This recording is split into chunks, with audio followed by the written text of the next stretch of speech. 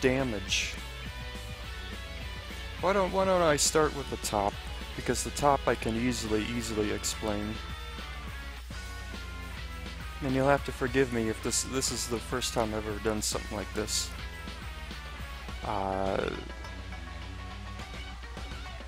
Top 5. Number 1 is Diavolo.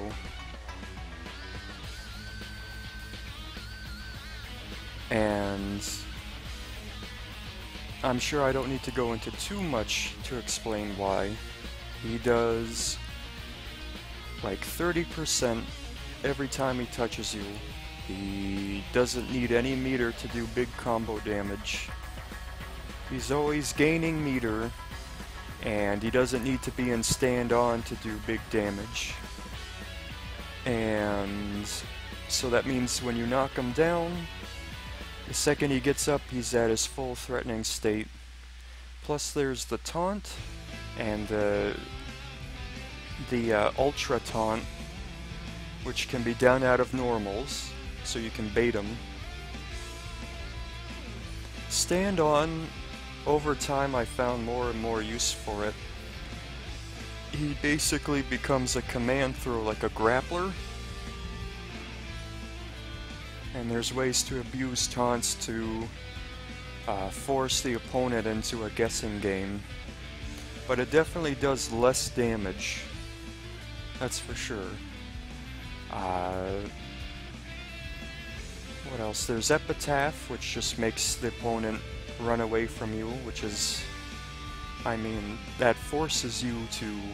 If it forces you to run away, it means you respect it. He just has all these ways of just stripping momentum away from the opponent and just taking it. And I guess to sum it up, he's by far the character I see most often come back from a sliver of life, which I think is very telling. He's a character that doesn't take anybody's crap. That's true, right? His dash is a mini teleport, and you can wave dash with Epitaph.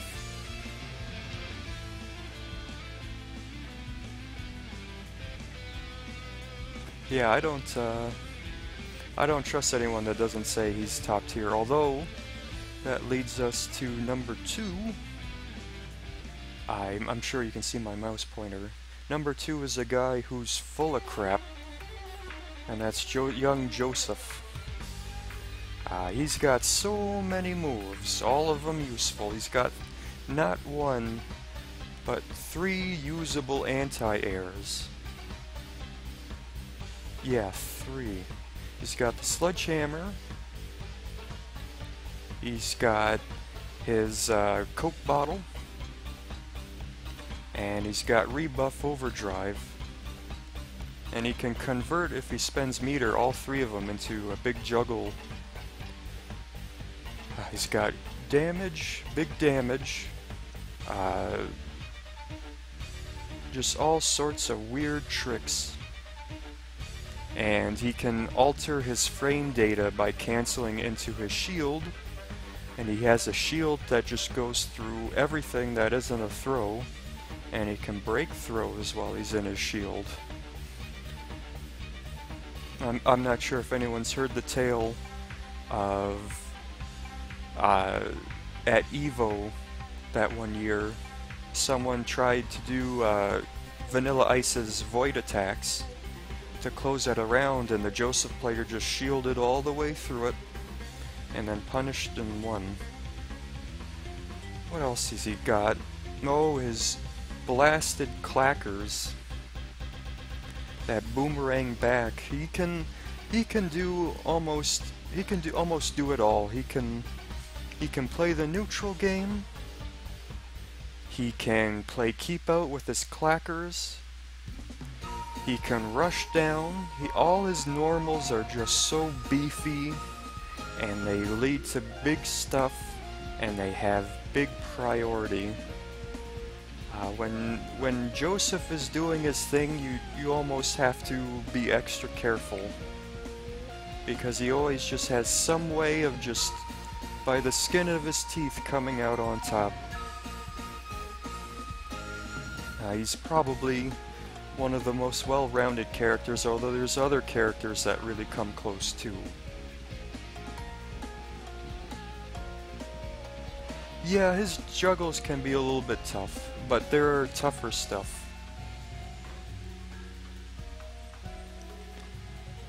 Let's see, after that, top 5, you can sort of switch some people out, but here's the rest of top 5, or top 6. Mista, Jolene, Old Joseph, and Gyro. Mista, because really when you get down to it, if he plays optimally, he does so much damage. He can do as much damage as Diavolo. What puts him lower is that his gun loops are super hard to do. They usually involve mapping the shoulder buttons to style button to get all those style button presses to get all those charged shots in. And on top of that, he has to manage, while the opponent's on the ground, he has to really plan out in his head the sequence of which version of that gunshot he's going to use. Because if he does too many of the same one in a row, it's either going to miss, or the combo's going to auto-drop because too many of the same type of attack. So you often see them when they knock them on the ground and do those gunshot loops, that they're always dashing in, shooting, jumping back, shooting, jumping straight up, shooting. So it can be tough. And then he has his like 80 to 90% air juggle combo, which also requires mashing out that style button. But on top of that,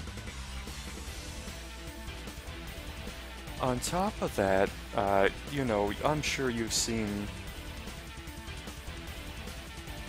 videos where he sets up his Sex Pistols up all around the stage, and then he shoots backwards, and it goes all just like something out of like a Bugs Bunny cartoon where they set up a ridiculously complex machine, and it's almost, you almost laugh, just see the bullets, like an assembly of line of bullets. And that just makes it hell for the opponent to come in. And he can really play keep out pretty well too, although I would say he's more of a rushdown guy compared to Hall Horse. I don't know if any of you've seen it before, but I've seen Okazemi where he sets up his bullets and he jumps straight up in the air, almost like he's on top of him. You can't tell if he's in front or behind. And the trail of bullets, just a constant pressure of bullets. And if they hit, you know, he gets a bunch of damage in, and then he lands, and then he continues the combo. He's got his invincible knee, which is sort of like a dragon punch, sort of, but it's closer to the ground. He's definitely a character where you look at his moveset and you say, gee, this guy is really kind of limited. But like Anasui, changing up the timing, changing up whether you go on the attack or defense really opens up a bunch of things.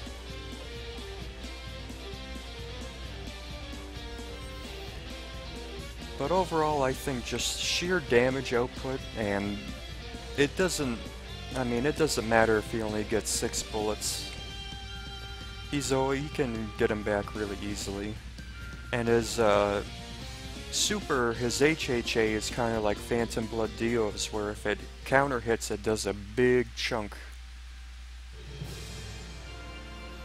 That's all I can think of. I don't really play Mista, so I can't really get into big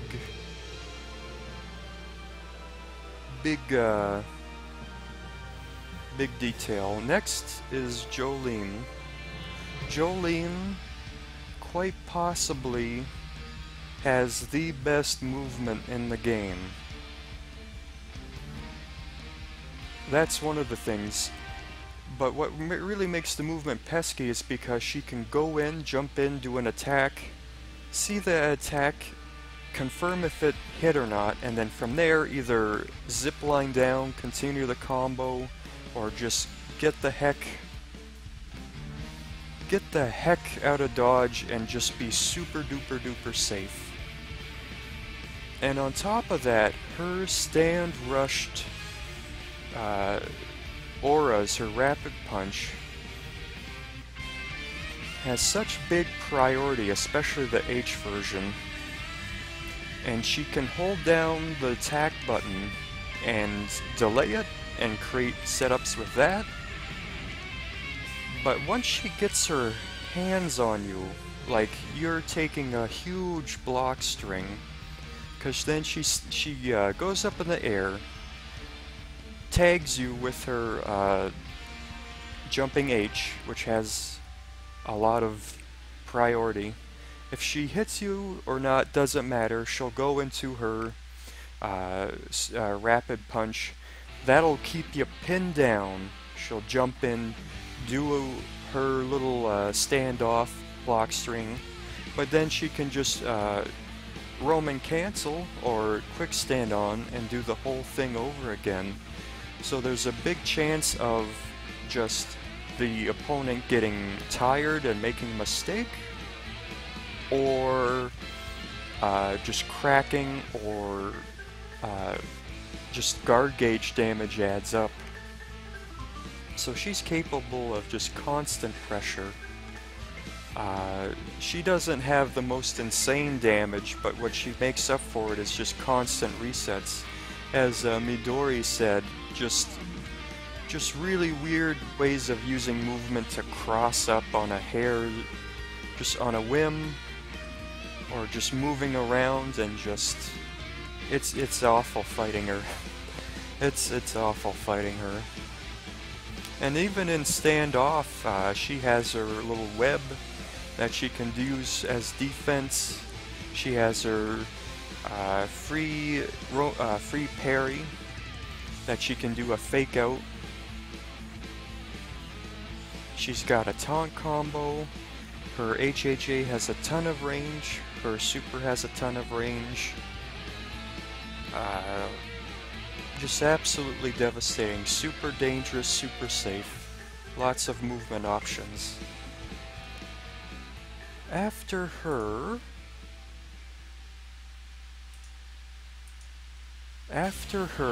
comes Old Joseph, and that's where people sort of raise an eyebrow.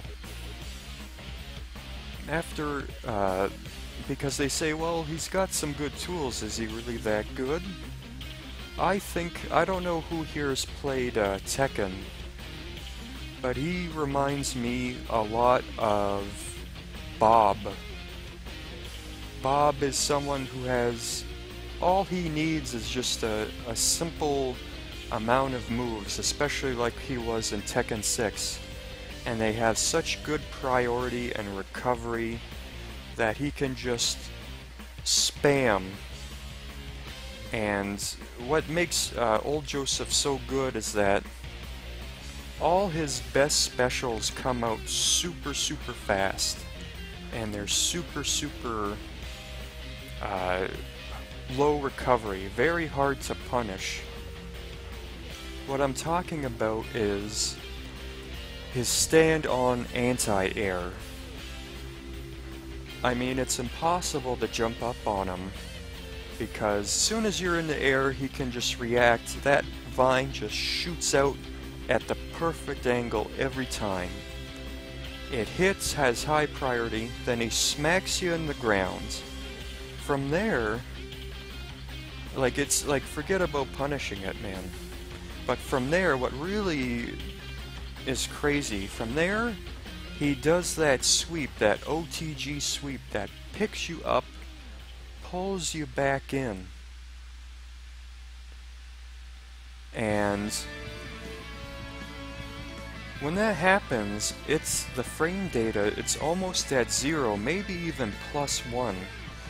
Because his jab will interrupt whatever you're trying to do. Maybe, I think you can interrupt him if he throws, But from there, you're pretty much for sure on defense. Yeah, even his sweep into the pickup. So you have to worry about him jabbing you, you have to worry about throwing you, you have to worry about him jumping. Or if you try and jump away, oh, he jumped away, did you? Hit you with that gosh darn anti-air again. That's true. But then he has another move, that one that, it's a special where he swings it sideways. That has a ton of range.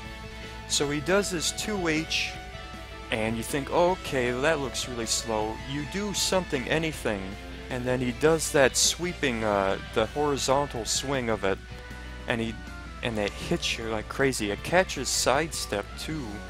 It's really, and that recovers really quick too. Everything recovers super quick. So it's so hard to get in on him. And of course when he hits you with that sideways swipe, he does that extension where he pumps a bunch of ham-on into you, knocks you away.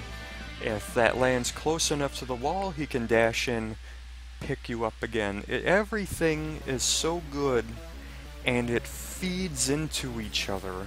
It's so cohesive. And of course he does big damage, because after he picks you up with that OTG, you can Roman cancel, continue the combo, and just do these relatively easy loops.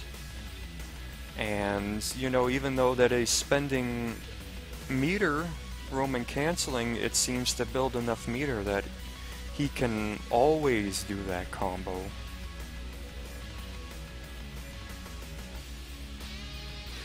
Yeah, so once you get a hold of him, it can be a little bit tough. I think that's why they gave him this counter super. Also on stand on, is that blasted command throw. That comes out so quick.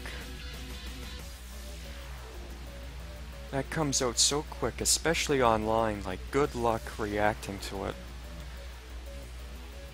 Standoff, he isn't as good. Oil barrel, it used to be unblockable. The oil, or maybe it was the oil, the barrel itself, but it's not as good as it used to be. But he does have that chop that comes out so quick. He can punish with that, and if he does punish with that, he has enough time to go stand on, and then guess what? OTG sweep, bring you back in. He's really tough to fight. Some characters I think might do a bit better, like a character that can really just, like, some really fast traveling move that goes horizontal.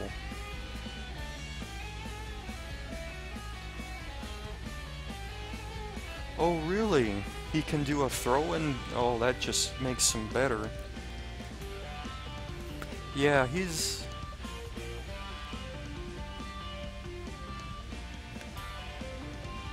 man, he's just so tough.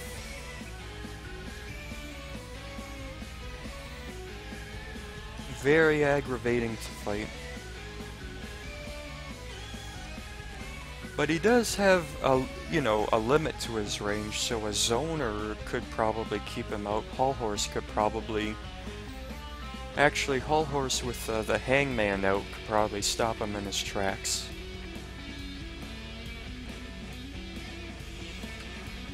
But otherwise, yeah, a character you don't see very much, but he's just so solid, and he seems easy to use. And he's so safe. Just like Bob. Tekken 6 Bob.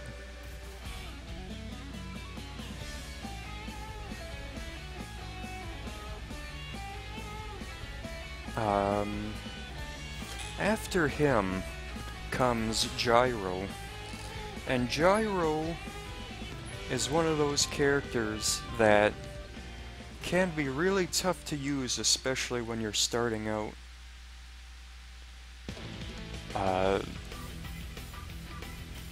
because his projectiles are a resource that you have to manage, which I think is really unique for a fighting game. So people get caught up, like they throw at a steel ball. If they go on their horse, they wonder why they can't do any special moves, because some moves take 2 balls to do. So, I mean, it can really seem like he's just like not worth it, because there are other characters that can do so much for less attention. But he has so much going on. He has so much going on. One of the really aggravating things about fighting him is that when he throws out those steel balls, when they come back, they have a hitbox.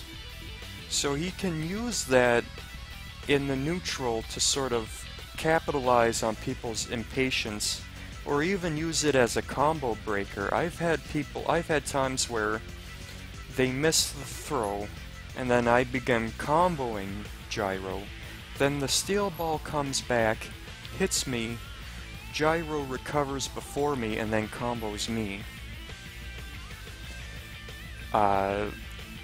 All his moves, I think, are very useful. I would say, in terms of momentum,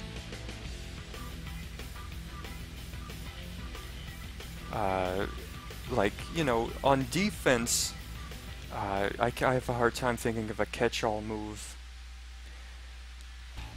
But the steel balls, back to the steel balls, when he throws just even the regular steel ball,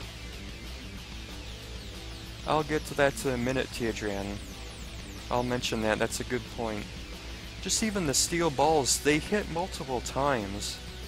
So what he can do is from far away punish you with the steel ball. It hits multiple times. You Roman cancel, and you can run in. You can run in and continue either the block string or the combo. I have a match vid I should upload sometime where I fight a really good Gyro, and I just can't seem to get away from him because he can just lock me down and either run away or get in.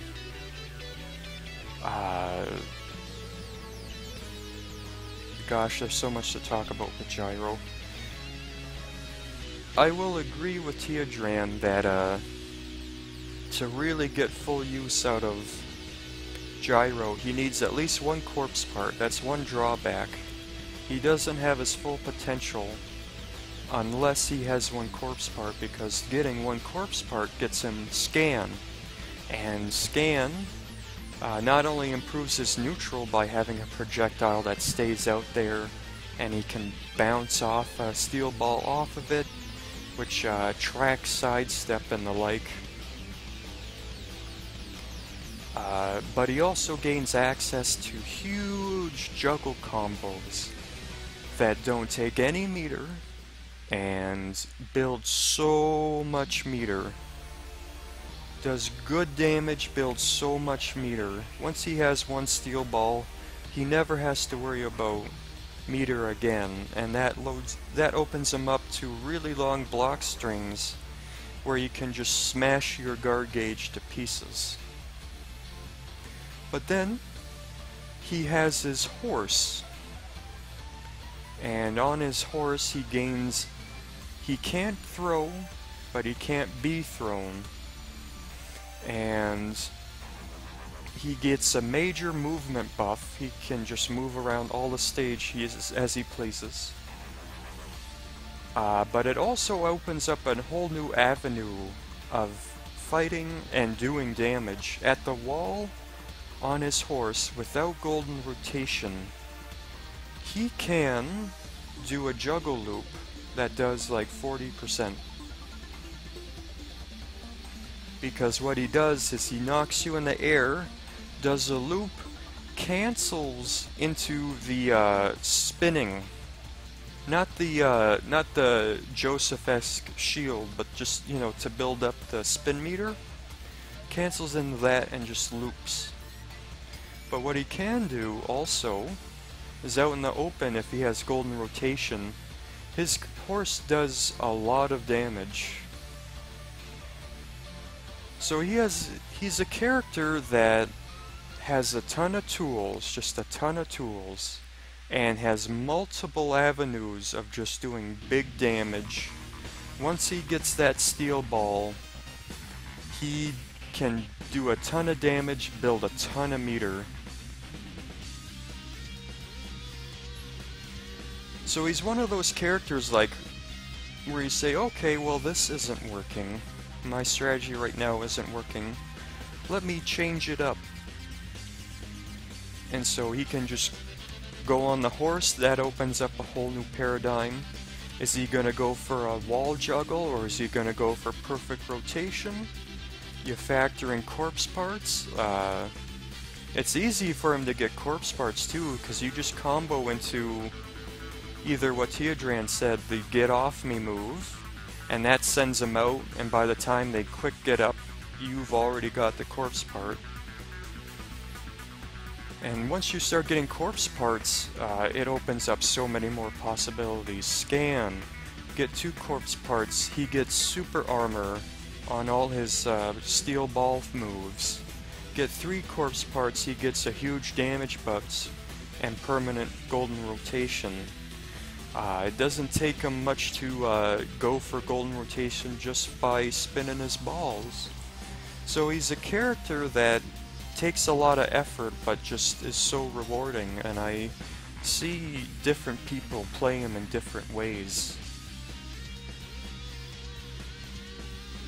And just because he has so many different useful avenues of just crushing his opponent, the only thing that keeps him from super top tier is that his juggles have a bit of execution. I know when you get used to him, it's just like breathing, but just that time it takes to get used to it. I don't think he's a character that's really spammy, because he does have to manage his steel balls.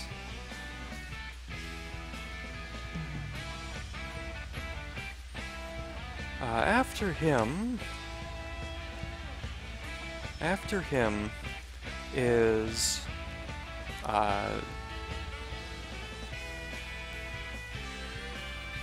yeah.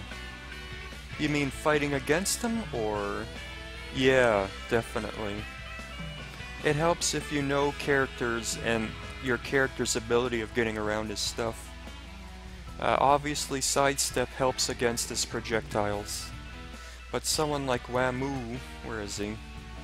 Wamu can go either over his projectile or under it with his special moves. Stuff like that. Oh, and he's with the tornado projectile that goes along the ground. I've seen them do crazy Okazemi as well. Just so much he can do.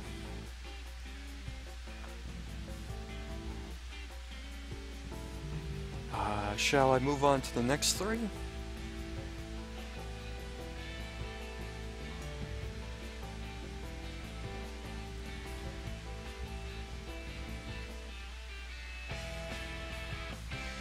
So the next 3... Oh, I wouldn't mind seeing it, Midori. I'll have to look that up. The next ones, I think, have to be in top 10. Part 1 Dio, Hall Horse, and Giorno. Start with Part 1 Dio. Part 1 Dio, when the game launched, was absolutely, positively, probably the best character in the game. And the reasons why he was the best character in the game persist.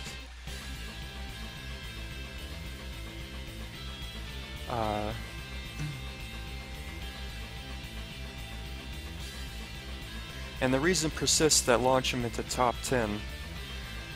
The main reason why he isn't like top 5 or like in contention of the best character in the game is because he's one of those characters that's, I mean, this might sound silly, but he's one of the characters where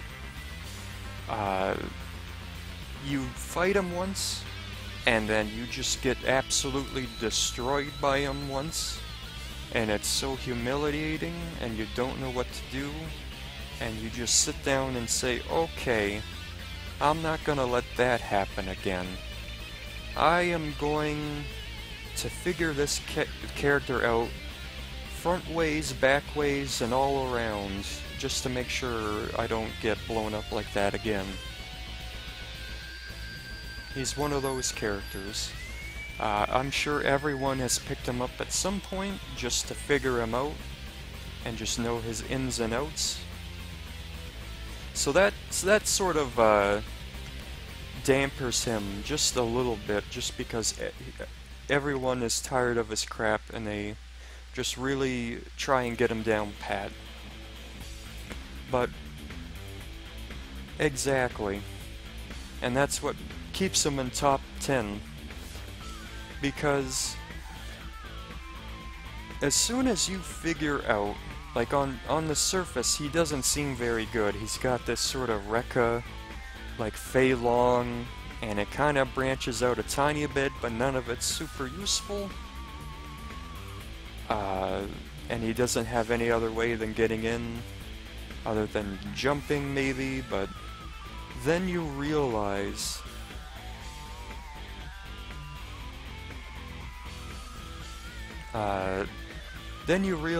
that you can cancel most of his moves on hit, on whiff, on block into super jump. And that makes him so fluid, so very fluid, that he just has constant in your face, rush down, unpredictable mix-ups. And just like Midori said, just he cancels, he does a mix-up, he jumps in the air, doesn't matter if you block it. Jumps in the air, well, he's got an air chain. If you try to jump out of the way, he's gonna hit you.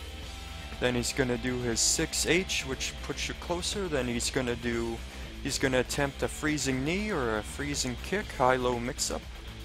Did he hit that? Well, he's gonna combo you. Well, if you block it, who cares? He's just gonna super jump again. And depending, as he's coming down, depending on how many mid-air hits he does, that changes his trajectory, which can lead to a cross-up, or a frame trap, or nothing and he throws you, or you try to get cheeky and dash forward to go under him. Well, he knows you're gonna dash forward, so he super jumps back, or he super jumps over you, so your wake-up attack misses, and he uses his very fast run speed to just run all the way back and combo you again. And just when you think you have him, he does his counter, which freezes you, and he gets a little combo into, guess what, another super jump into another mix-up, mix-up within mix-up within mix-up within mix-up. He is the #1 noob killer, besides maybe Hall Horse. I would argue that every character in this game is a noob killer. These characters, all 50 of them, are always surprising people when they first fight them. But Phantom Blood Dio has so many notches in his belt of so many people, he is just steamrolled over. And it's for good reason. He suffocates people. Jolene sort of outpaces him because she's more unpredictable and a little bit safer, and the way she changes direction in the air gives her even crazier things to react to.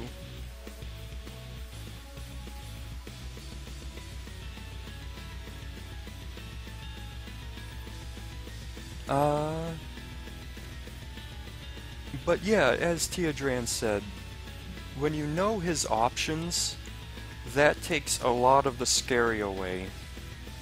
And he's one of the poster boys of why sidestep can be so important.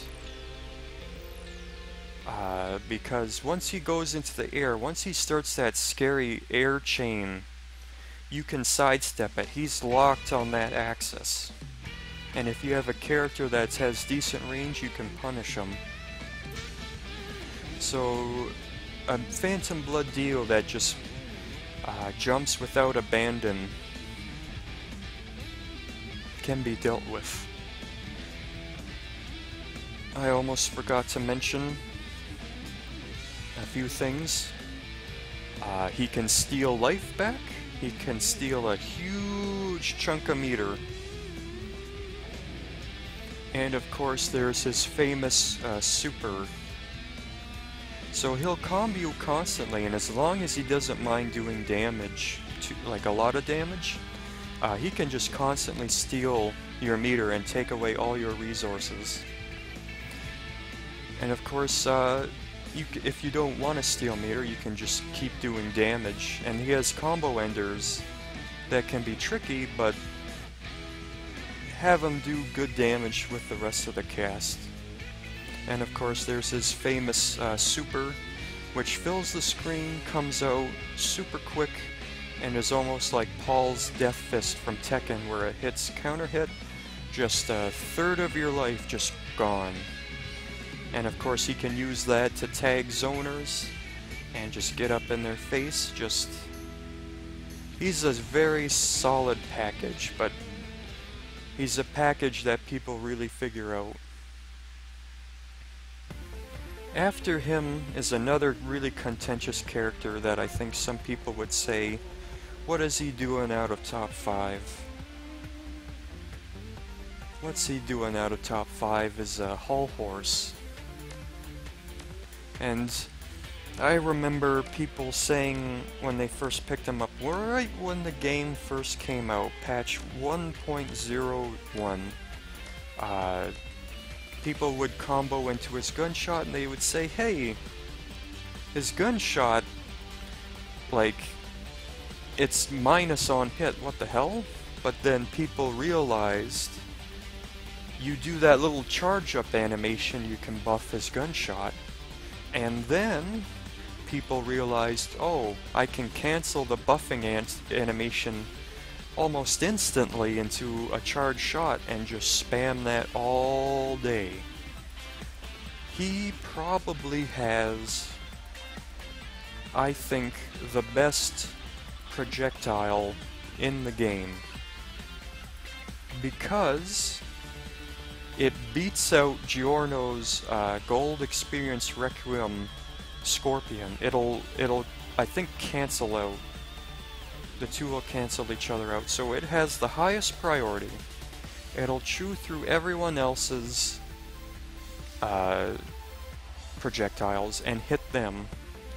It has such a beefy hitbox. How does it I think it I forget, but I think it just causes scan to stay in place, like it halts it. It could be better or it could be worse, I forget. But the hitbox on it is so beefy, you can't, none of the cast can duck under it, I think. I'm not sure if Iggy can, I don't think he can. But no one can just duck under it, and it's not like Mortal Kombat where if you just duck, it goes over, but if you block, it blocks. It will hit.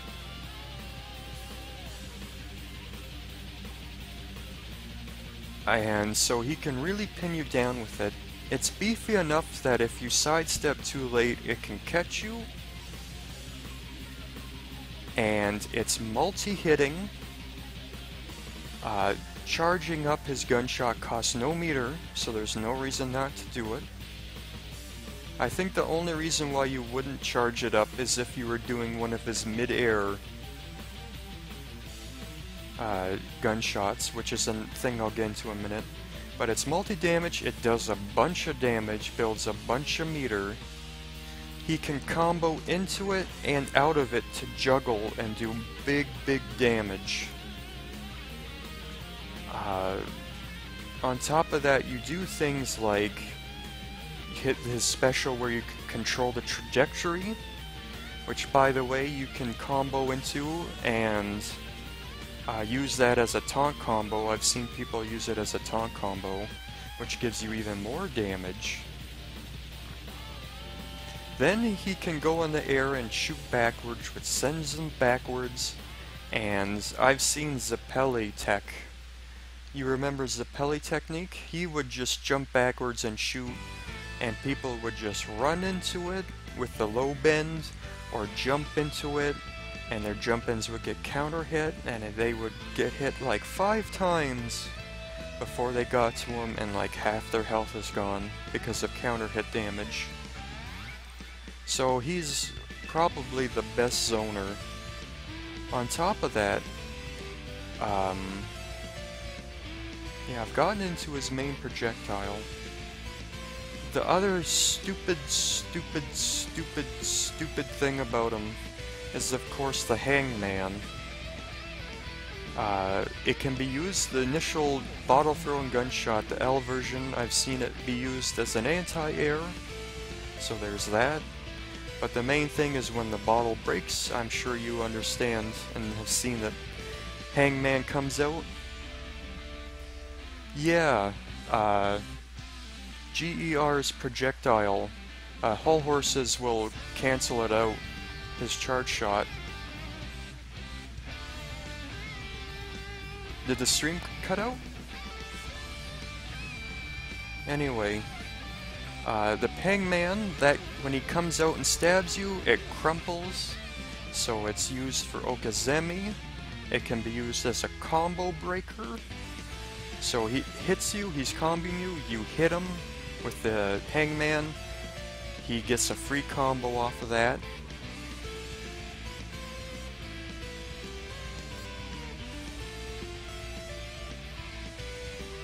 And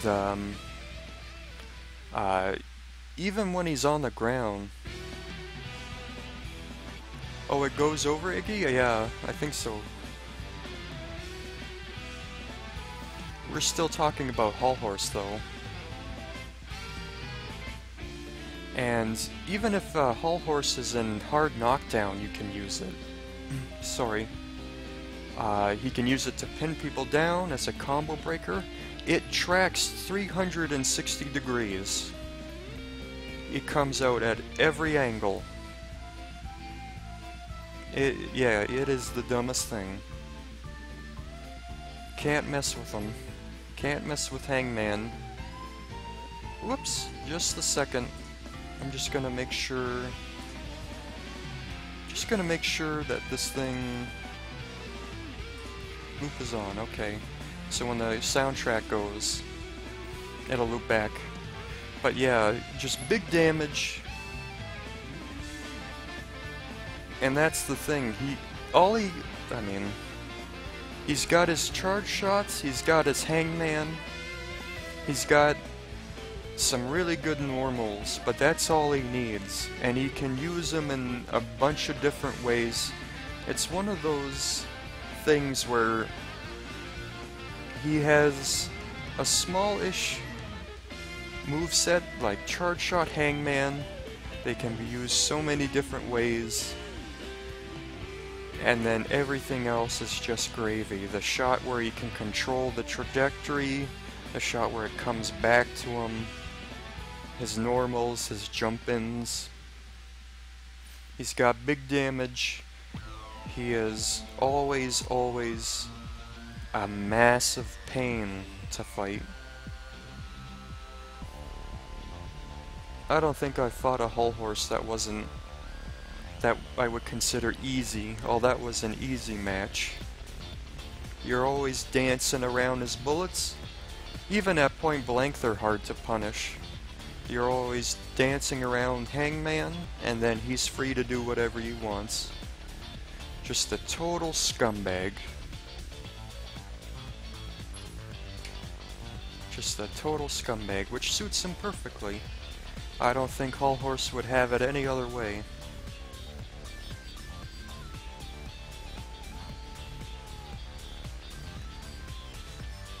If you wanted to argue that he was top 5 or top 3, I mean, it's hard to argue against you. I think what keeps him out is guys like Joseph and Gyro and Old Joseph, who have just also have big long range. Characters with really good movement like Part 1 Dio and Jolene. Bruno can go under his charge shots with, I think, I'm pretty sure, yes, I've done it before. Bruno can slide under his charge shots. So there's some matchup stuff. And just overall, being patient really messes with them too. Sidestep kind of messes with them.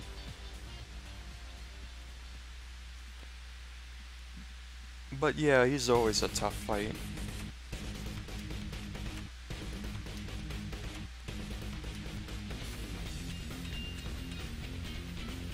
Old Joseph, I think, once he's in range, it doesn't matter if All Horse shoots something because he's just gonna whip him and then just do whatever he wants.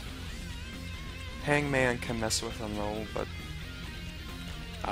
the thing with Old Joseph is he has a lot of moves that end in a cutscene, and that Hangman can't hit you if you're in a cutscene.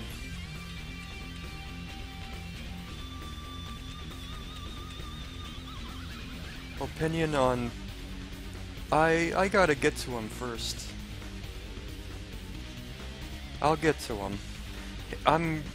like, as soon as I start getting past, like, here, it just becomes a mess where I have a hard time placing people. But I'll get to him. After that is Giorno. Giorno, I feel, is just really all around good. He has a super duper strong neutral game, and is one of the game characters that proves this game actually has a neutral game.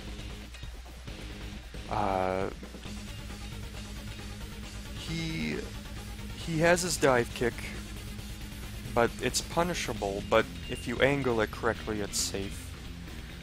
Just any character that has a move they can do mid-air just to change things up really has a major effect in this game, I think.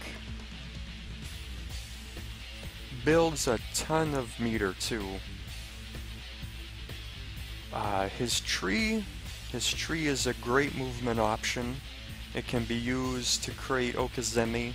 It's invincible all the way until he's at the top, so it's a get out of jail free card sort of, although it's trickier to use.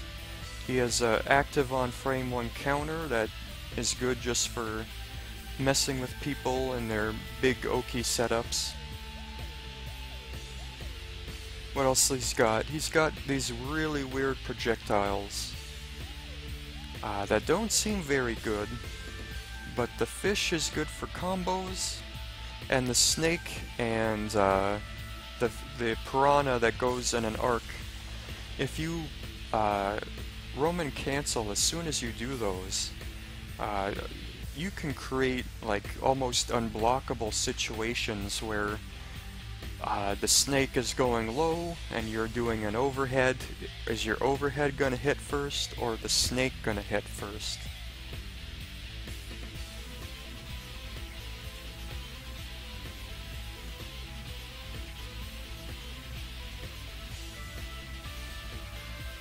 So they don't seem so great, but like they can be used. I mean, the piranha can be used for a taunt combo.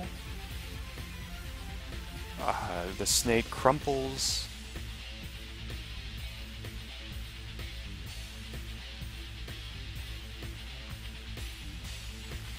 Diavolo, just to really, I mean, you can go back in the archive, but just Diavolo, he hits like a truck. He doesn't take anyone's crap because of his counters. He's always building meter, and he can use that meter for other things than combos, like Epitaph, his ultra combo, or for bigger combos. And in the damage, he can do he can outdamage some easy beat combos just by doing his meterless B&B. And he can save that meter for other things, or he could safety PC, safety Roman cancel, do a combo, and it's worth it. You're always walking on eggshells when fighting him. He always has an answer to someone, and he's by far the character I've seen come back from a sliver of life the most. His standard mode is standoff. He's always a threat.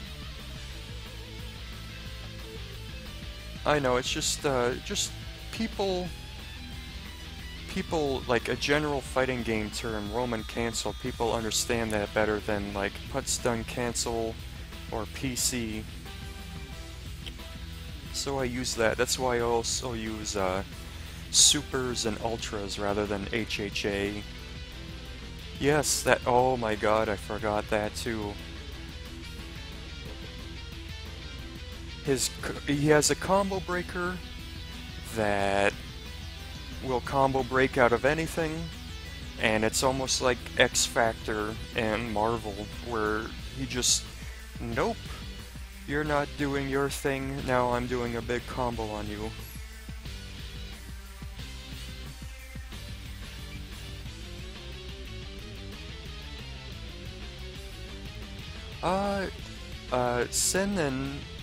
Senten, almost any Diavolo match vid you can find on YouTube really shows off.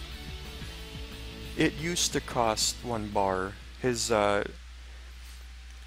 combo breaker now costs 2. All the combo breakers in the game, Diavolo, Part 3 Dio, and Giorno. They changed it. It started off as 1, then they changed it to 1.5, now it's 2. But it's still so good. Like, as long as Diavolo has oh, right. Just a second. As long as Diavolo has 2 bars, you're walking on eggshells. You can't mess with him. A really brass tacks character, where if he knows the game in and out, you're not gonna be able to style or clown on him. Koichi's counter kinda stinks. It's free, but it does a big chunk of damage. It does a really big chunk of damage to him. Oh, right. Yeah, we're talking about combo breaker, sorry. He has a regular counter, but we're talking about the combo breaker. But the thing is, you can see him.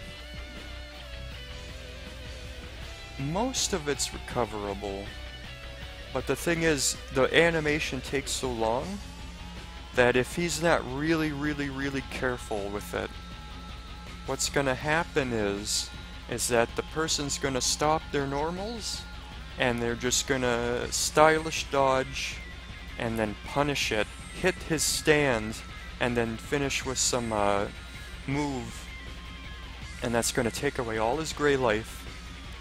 Or he can be fighting Diavolo, and Diavolo will cancel into his counter ultra, and that ends up doing 50 to 60% just because Koichi wanted to do his combo breaker. Oh, it does? Well, I mean, it's way cheaper. Or you can be Valentine or Hermes and do your counter, and then the game glitches and the match is over, and you can't play anymore, and you have to soft reset. But anyway, all the way back to Giorno, sorry about that. And we've already been talking for an hour, yowzers. But Giorno, yeah, he's got a combo breaker, he has those nasty projectiles that are way more useful. You know, in my video series, why people aren't playing All-Star Battle now, the final video it shows that glitch. It's really dumb. They haven't fixed that. but I have to really make a mental note. Not to do Valentine's counter when he does his combo breaker. Yeah, Giorno can heal, although it's not super useful. In Stand On, he gets these really beefy normals.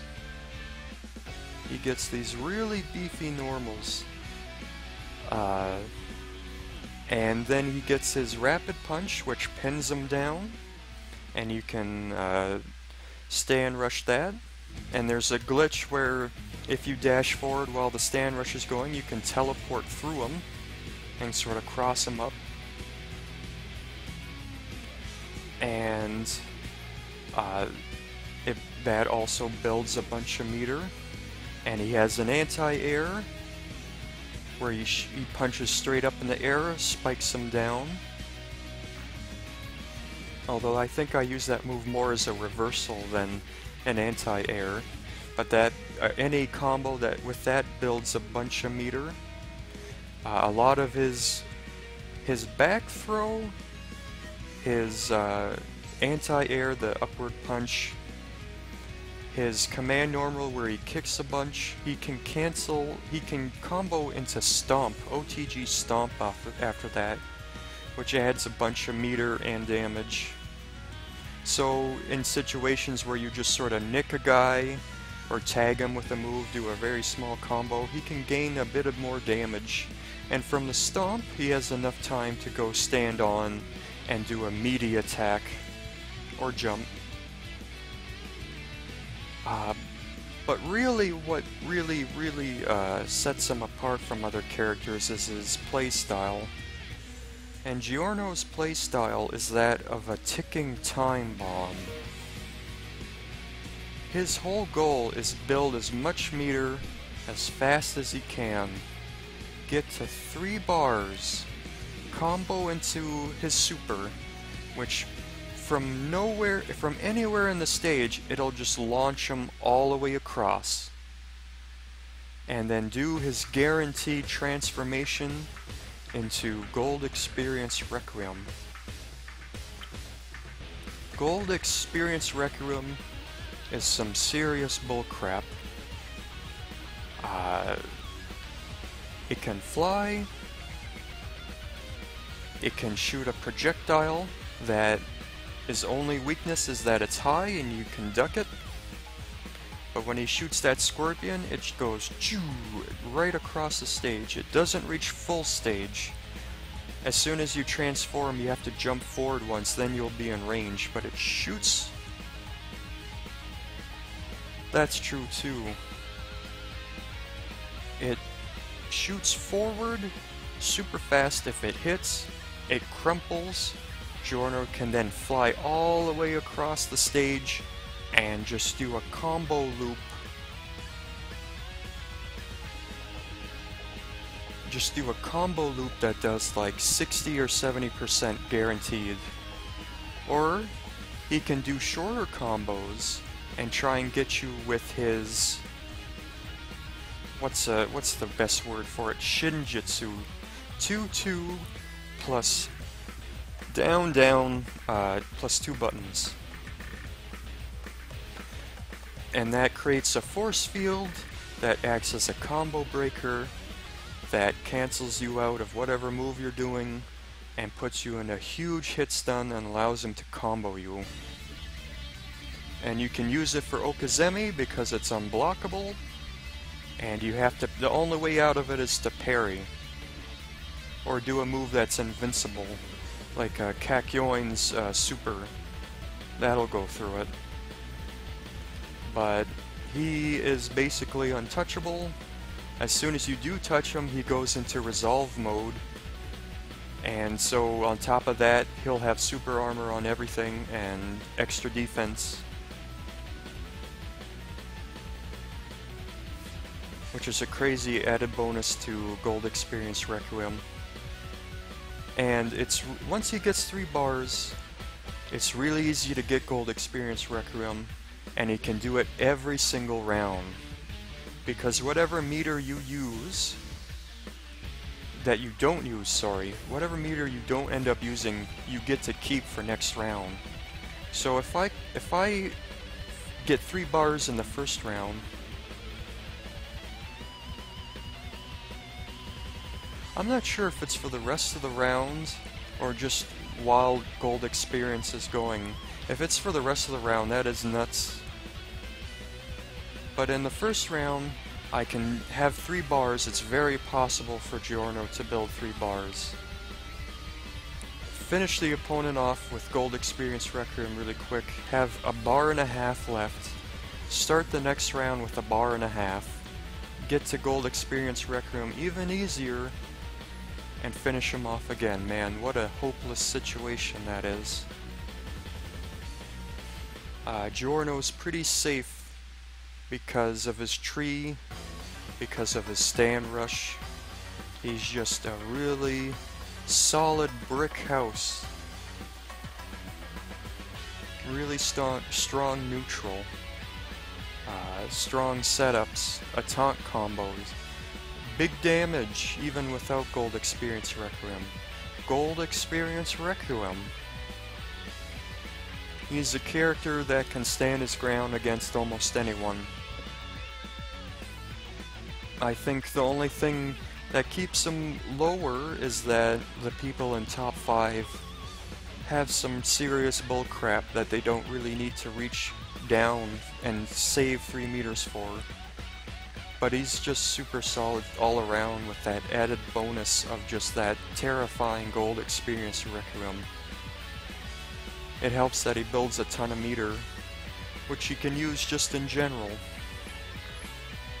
A good character.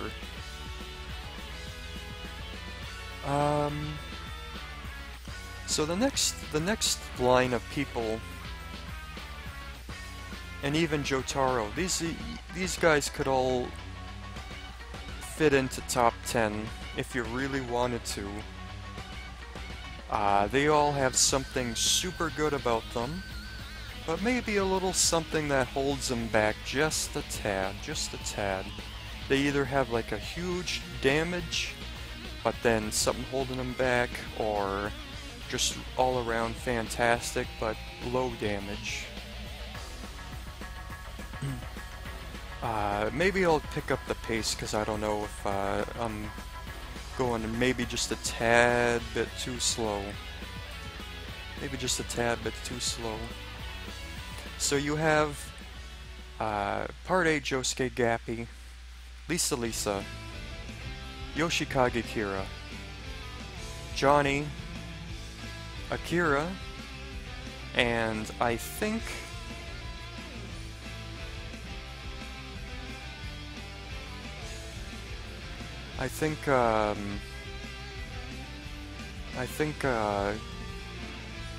Zepelli. Gappy, he has that one big combo, that giant combo where his super acts as a combo extender. You combo into it and out of it, and it revolves all around that giant combo, and it sucks so bad getting hit by that giant combo. 1 bar a meter gets you like 50 or 60% into another setup. He's a character that relies mostly on playing defensive until he gets that one special hit, and then he just messes you up so bad. He has some trickery on Okazemi where he combos into Stomp and then does his bubbles, and you have to deal with his bubbles while he's doing his thing. Almost any match vid with Josuke 8 will have it, Teodran. The only thing is that a lot of his moves are very situational. You don't see him use his moves too much. He'll throw out his bubbles, maybe his bubble shield if he's being cheeky. A lot of his moves are really open though, really unsafe. He has to PC to sort of keep him safe. He does have a stand rush, which can be good. but he really revolves around that one combo. And when he works, he looks fantastic, but he doesn't have a wide swath of tools and ways of getting in and that sort. He's got really good jump-ins though, and a really good sweep where you can cancel the first hit into something very long range.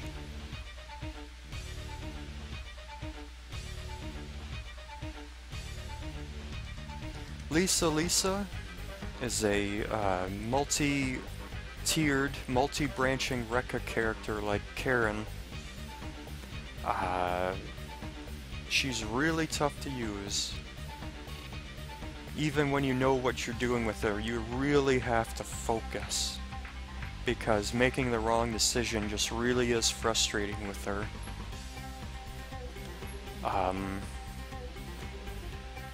And just know, like, it's any character where you feel like you really have to know them all in and out to fight against them. You have to know her in and out just to play as her. Sorry, my voice is going.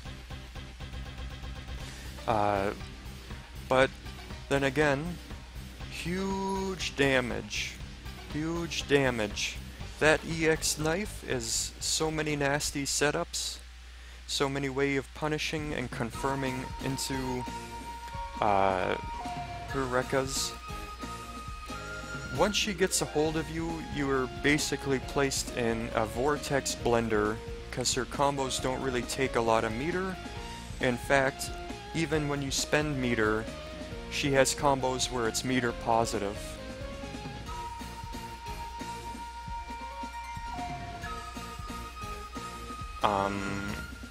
Just so awful to deal with.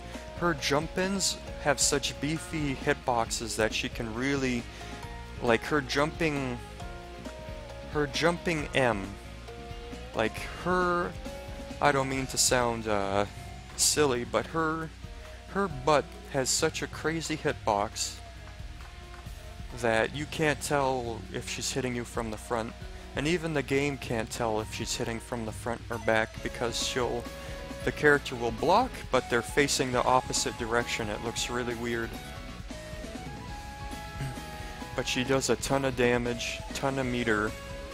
Once she gets going, it feels like you're in a blender, but she's tough to use. Well, I mean, it's silly, I know. And when you see it, like, what can you say other than that?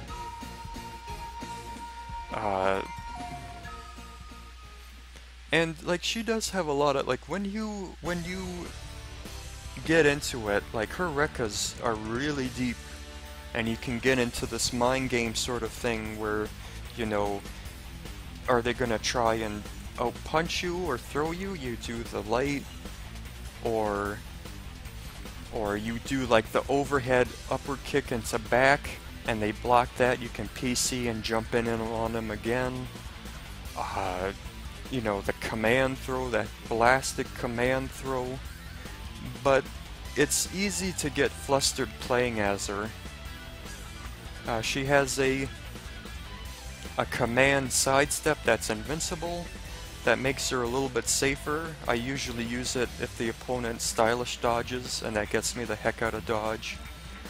But it's a character you really have to know in and out to play as. Next is Yoshikage Kira. Big damage. 2 bars will get you 70%. He's a rushdown Okizeme character. His coin is unblockable. He has multiple choices once he sweeps you and does the coin. He can sidestep to change the angle. He can just throw you. He can poke you. He can dash forward if you try to dash back.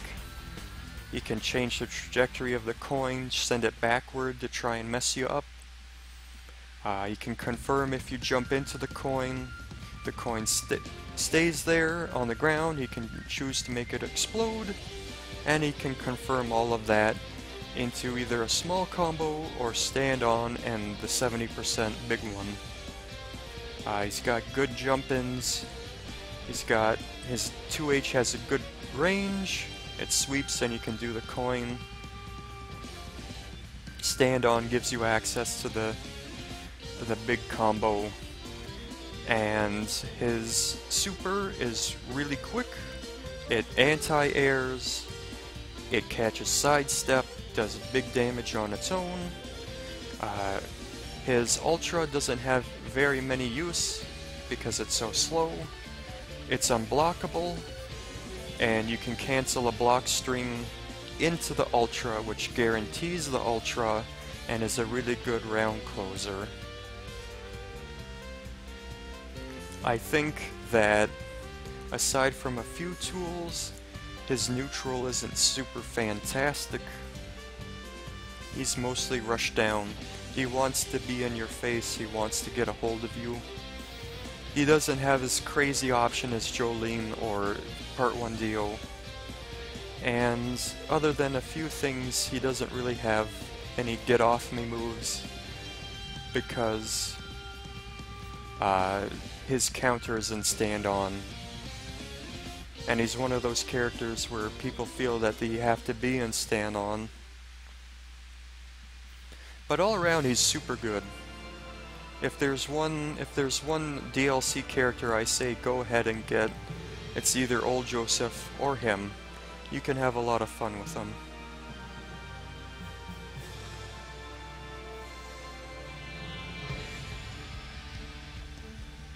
Johnny is kinda in the boat of Lisa where you have to know him in and out to play as him. When you pick him up, you're gonna die left and right. Just left and right, and it's gonna be awful. Especially when you get off your horse.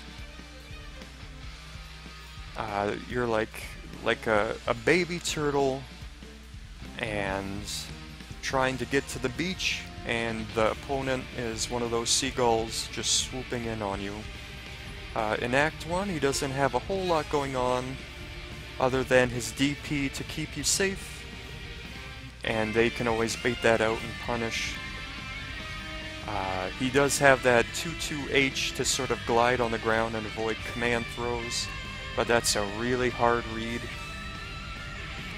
Kakyoin really gets him bad when he's off his horse because his command normal goes out of range and he can't hit him out of it. On his horse he gets his charge move, which can be tricky to use, but it interrupts everything and gets counter hit and can lead to combo. Act 2, things start really getting going. I kinda miss his DP though, his replacement where he shoots the bullet on the ground and it goes along the ground. You can just bait that out with a jump, block it, go in and punish him with that. That's sort of like a noob killer. I'd rather him have his DP. Act 3, he just kind of gets those teleports, which can be tricky. They're kind of hard to use, but people can mess with you. But once he gets in Act 4, and it's not too hard to get into Act 4, all he has to do is catch you on his horse with his horse loops. He does his horse loops and builds so much meter, and just goes into his Ultra, which automatically gives him Act 4, and his special moves where he does the move with the style button, and he sends out Tusk and it rapid punches. Both of those are such a massive nightmare to deal with. So awful, such good tracking, gives him good combos. Good luck trying to get him off his horse. It's awful. Off his horse he's not as good, and he can have a hard time getting on his horse, because while he's getting on his horse he has super armor, but any move that ends in a cutscene, like Polnareff stand-on stab, that'll just interrupt it for free. People really have to change how they play and change their combos to ensure that they can knock him off his horse. But if you're patient and have ways of mitigating him going into Act 4, you can really mess him up bad. And he's like Lisa, you have to really invest a lot of time, getting him to be fluid and being a menace with him. He's really, really good, but he's definitely, like, has vulnerabilities that he can cover for, but they're there. Alright, moving on. Akira, he was really bad when the game first started, but they patched him, and now he's really good. Lots and lots and lots of damage. A really pesky projectile anti-air that he can confirm into a combo that does like 25%, 20 to 25%, so awful. Really pesky moves that can keep you out and give him opportunities for Okazemi. He can absolutely, if he invests a meter, just take your guard gauge from full all the way to empty. It's so scary fighting him. And he can end a round with a normal. He'll do his special taunt where he jams on his guitar and builds, I think, a full bar meter back at the end of a round, and you think, oh my god, there's no upside to this. I'm in for the long haul. Just an absolute menace. Yeah, and just really good jumping, and he has some evasive properties with just the way he moves. He's got a really good counter move that's hard to punish. If you see him do his counter move and stand on, you can't go by the voice. You have to go by his head. You look at Akira's head, and as soon as it dips, that's your window to punish it. But I've seen moves where he counters the move and it does like almost 20%, just ridiculous damage off that counter. The only thing is that all his strategy revolves around his electricity meter. As long as he can keep that charged, and it doesn't take him hard to charge, because all he has to do is his super. He combos into his super, he automatically gets full, and from there he just has to charge a little bit while you're on the ground from that super. He's overcharged, and the overcharge is where he gets his big damage. But as soon as like you get a hold of him and he can't charge up his meter, then he loses access to a lot of his properties, and his moves aren't as quick and powerful.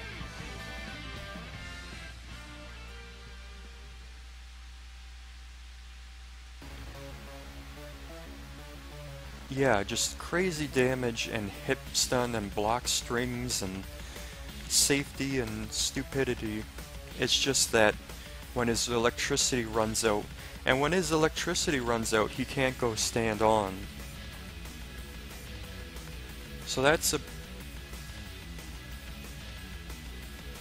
It's weird. It's weird.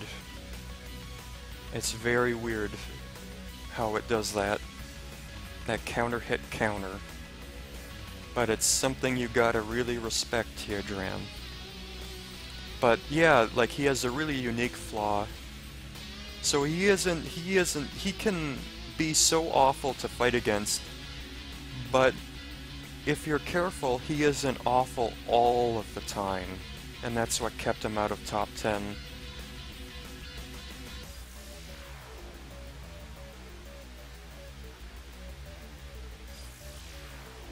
I don't play him, so I don't know everything about him, but I've seen videos, and all I can think of is, gee, don't envy the guy that's fighting him.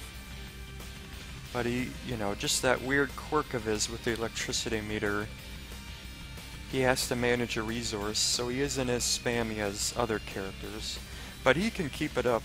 I mean, he's not climbing a mountain, for sure, just to keep being always a terror.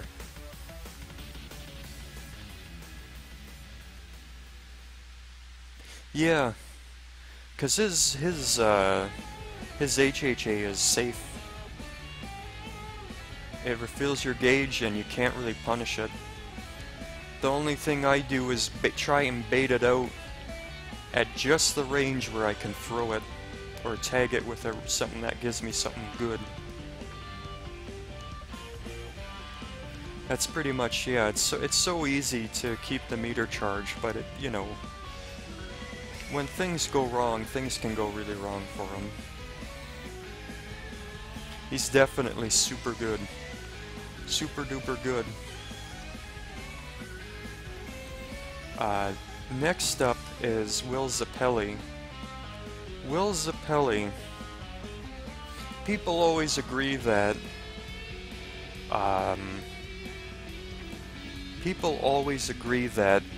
he has probably one of the most diverse and useful movesets.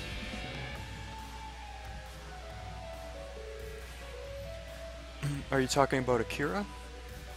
Yeah, Akira's got good normals too. He's just all around super good.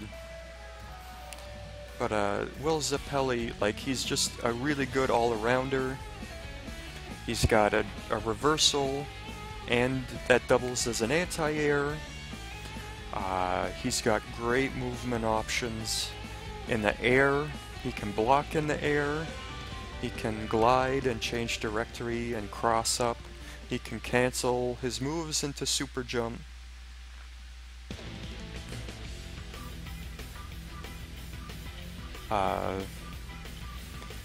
You know, he's got projectiles that work kind of like Akuma. His 2H sort of... Just give me a second, I'm just gonna take a sip of water.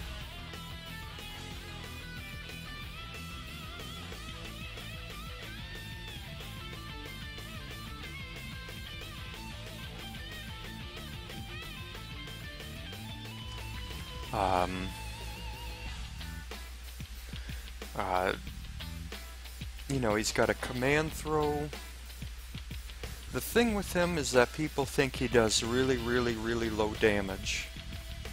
And they play him sort of just trying to get as many resets and Okizeme Vortex as possible. That's how you see Seiichi Omori play him.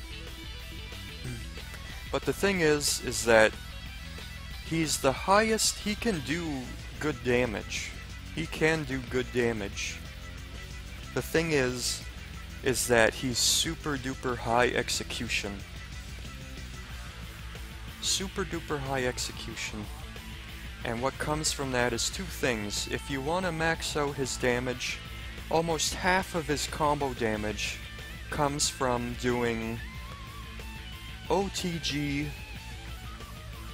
Instant Tiger Need, Air, Tornado Overdrive loops. That's quite the tongue twister. But it's super tough to do. I drop it all the time. But it greatly gives him more damage, a big chunk of extra damage, and a big chunk of extra meter. And I feel that if he wants to hang at the top, you really have to do that. Otherwise, he's really good all-arounder, but he kinda mid-tier. But if you play him at the top, I think he's super high execution, and that means he has to work a bit extra harder, and that's what keeps him out of top 10. Another thing is that I think he has a just frame move. If you air block and then there's a teeny tiny window where you can enter an air attack, and that can give you not quite an instant overhead, but a really quick move where you have to guess if he's crossing up. I've seen players in player matches do it, but it's super hard to be consistent with it.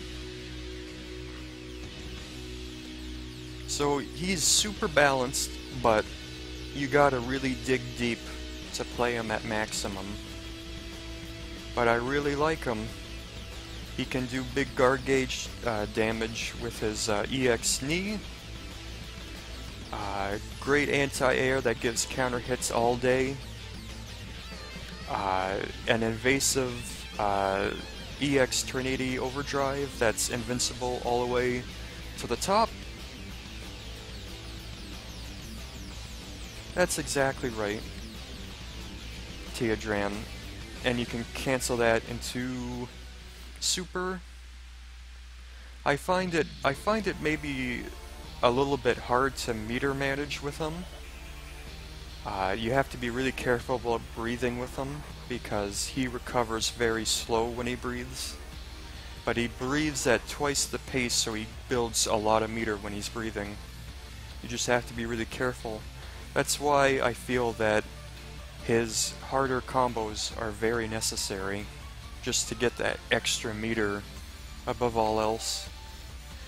He can play keep out really well, he can do constant pressure really well because of his super jumps.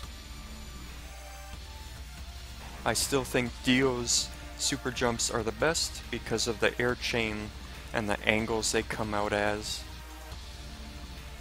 But Will Zepelli I think is really good. It's just, if you're dropping combos, you think, man, maybe I should switch. Maybe I should switch to something a bit easier. And I'll pick up the pace yet again. I know this is going a little slow, but thanks everyone for tuning in and watching. It's been a real pleasure discussing this stuff with you. So this next row of guys, I mean, you can pop them up or into this row, or maybe you even into this row if you wanted to. But they tend to have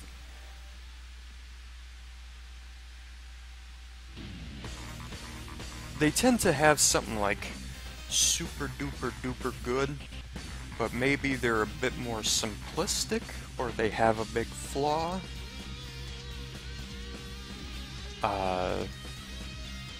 So maybe they have a limited in strategy or something. Let's go through them. You got Vanilla Ice, AC/DC, Fugo, Wamu, Josuke, Okuyasu, and Avdol.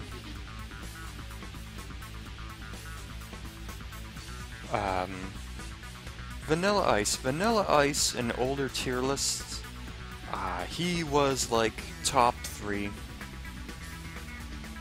And I mean, this guy, I mean, you could really make the case for him being super good because he's so easy to use and he's very effective. Probably some of the best air attacks in the game. Every single one of his jump-ins is so scary, and all his combos feed into just creating that perfect spacing where he gets that jump in where you don't know if it's gonna hit from the front or the back, or if he's just gonna do a low instead. Just so meaty and scary to deal with. Easy combos, does big damage. He has some reversals. He's got a weird dragon punch that's mostly used in combos. He's got that reversal with the chops that you can PC and combo after. He's got his void attacks, which is mostly used as a character specific combo ender, which just gives him even more damage. He does good chunks of damage. And then of course the icing on top is those blasted stand-on void attacks that are unblockable, and you can end a combo with them if you're careful into those void attacks, like Teodran said, and just do an extra bunch of free damage Why not? And it's just awful to deal with. The thing with him is that when you're fighting him, he seems fantastic. But the thing is, it's very strange. He's all about his normals. His special moves aren't that fantastic just to throw out as utility. Like his standoff void attacks, you can just sidestep them. They're super linear, leaves them wide open. His Dragon Punch leaves them wide open. The counter chops leave them wide open, and they're vulnerable to low attacks. So while they're coming out, if he gets hit with a low, he gets hit. So he's all about his normals. And there's character-specific stuff for dealing with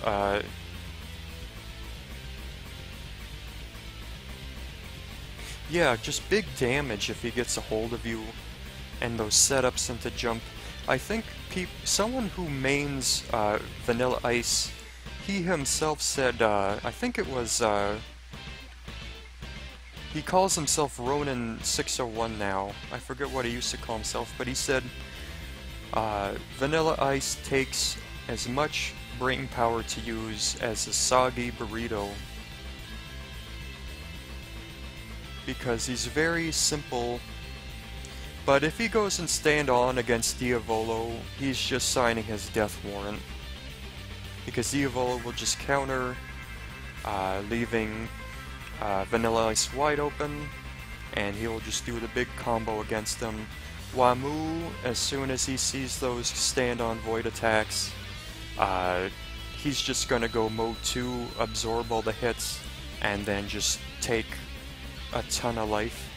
And there's specific stand-on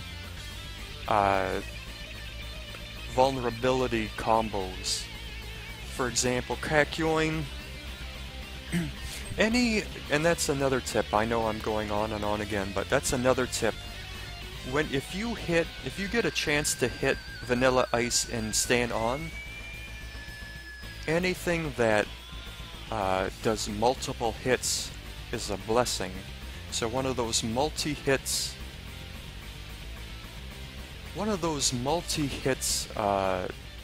like projectiles, like Kakyoin, he does a ton of hits.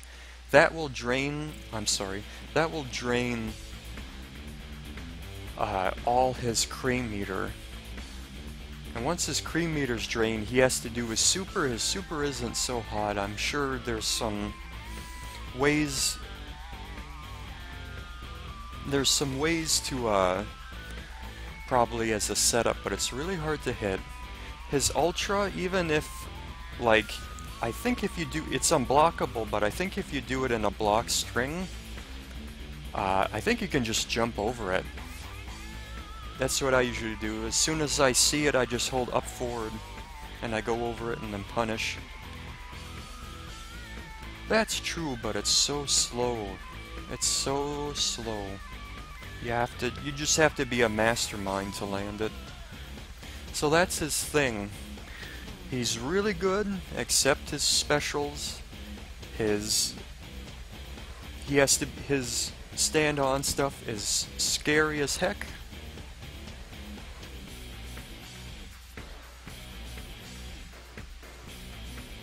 His stand-on is really scary as heck, but character-specific stuff can really hurt it. Yeah, don't jump backwards, it'll get you.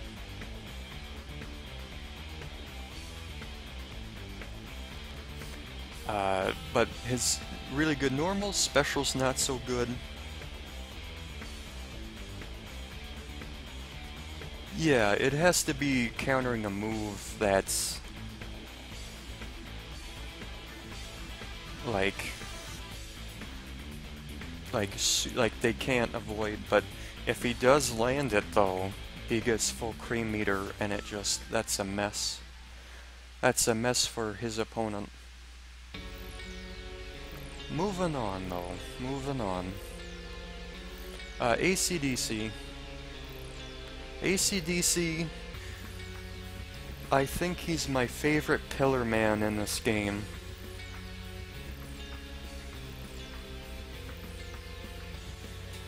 I think he's my favorite pillar man in this game, just because of all the damage he does.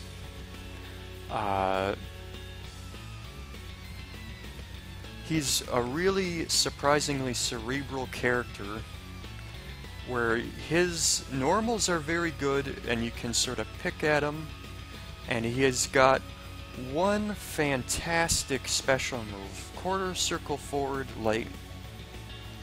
It fills like the whole screen, does so much long range, as long a range as Kakyoin's tentacles, but you can't hit it. You can't hit those tentacles, so they're invincible. They reach, they can be cancelled into a cutscene that leaves a hard knockdown, and then you get your turn. If they're done at range, they can be even a better anti-air than his actual anti-air. They can be used in a juggle combo for big wall carry.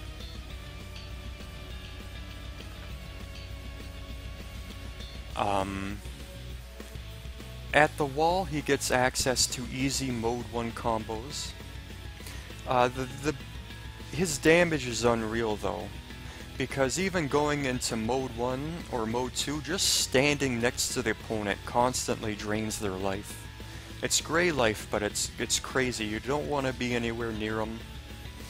He can, at the wall, he can, for basically what constitutes a meter, and that's counting the activation and deactivation. Mode 1 combo will do like 50%. You can do, if he gets 3 bars a meter, he can combo into his command normal, then cancel the command normal into Mode 2, and then he gets access to a very, very nasty cross-up, which then gives you a easy as pie combo that does like 80%, 80 or 90%, 90% if you count the initial setup combo. He gets a little bit trickier. If you're doing Mode 1 combos out in the open, you have to involve a flash cancel. And, you know, Mode takes a lot of confidence, because if you mess up, you're wide open. They get a free combo on you. So, just really good pokes, really strong neutral because of his move, that one move. And he's got that anti-air, and he can just really make someone really want to go in on him and just mess with them, get a huge punish. Good wall carry, scary wall game. His mode insanity. The only thing is that aside from that one good special move, his other special moves outside of mode are really situation specific, and they leave him wide open. You have to be very careful with his other special moves. If you're in mode, like they come out super fast, his overhead comes out super fast, and is a great way of finishing people off, because it's an overhead, it's fast, it can cross up really easily. And if they're not ready for it, he might be able to get away with it if it's blocked. But in normal mode, he's mostly got that one special. So he can be maybe a bit predictable. You have to be really sassy with him, I find. But just nasty, jumping M, nasty cross up that rivals Lisa's butt.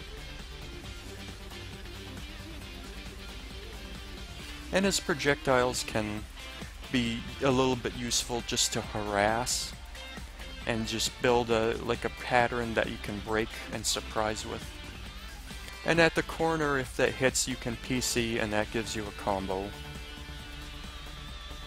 But yeah, maybe just a tad bit simplistic. Maybe just a tad bit simplistic.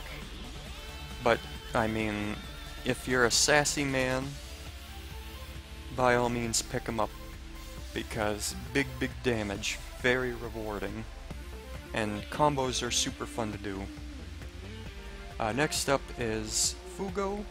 Fugo is really high up, just out of sheer damage. Yeah, I don't think you can really rely on that Teardran. It sometimes helps, but it's not... I don't think it's something you can really rely on.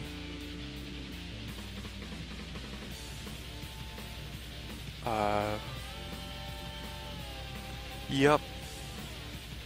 Once he gets distortion, that's why he's up this high.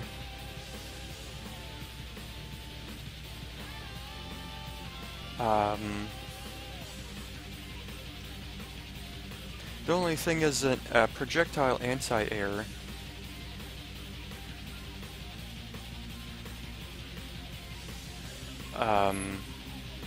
The characters tend to really recover quick out of the air, so I don't know about using AC/DC's projectile. But yeah, like, with distortion, if you're someone that in other games really likes chip damage, he's really the only character that will give you that chip damage, that scary chip damage. Because outside of like huge combos,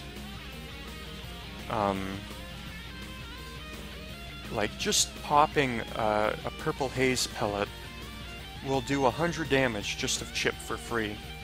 So even if you're finding it hard to get on to open your opponent up, those 6 pellets will give you 600 damage. Just 60% just in chip damage. And I think that's part of what makes him really scary.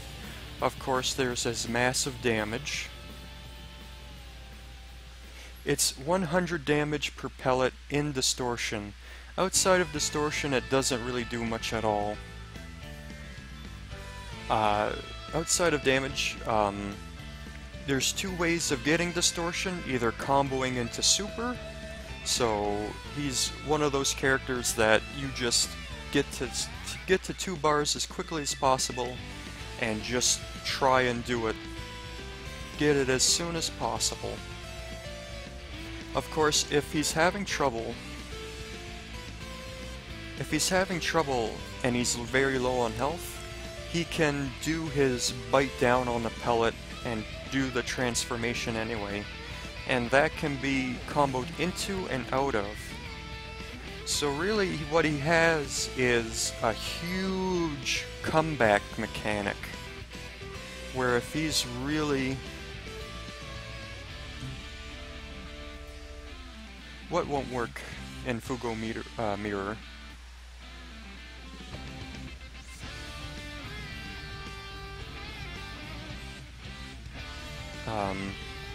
So if he's getting beat up like crazy, he can do a massive combo if he wanted to.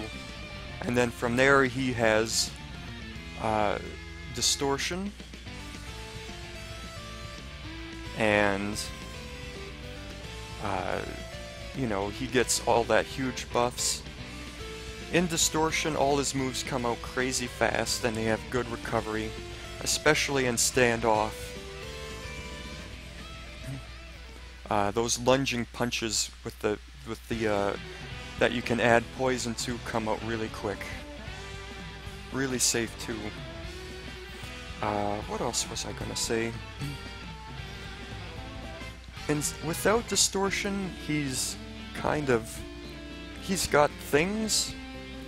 I think maybe he's stronger in standoff without distortion, because without distortion he gets his stand rush combo, which does a sizable chunk, which does a really good chunk, and he also has, that Dragon Punch move where Purple Haze swipes forward. Oh really? Yeah, he's got, I don't know, I kinda like standoff the most. Cause his pokes and standoff are better. That 2M is a good poke. 5H is a good poke. His jumping attacks seem like they can cross up from the front.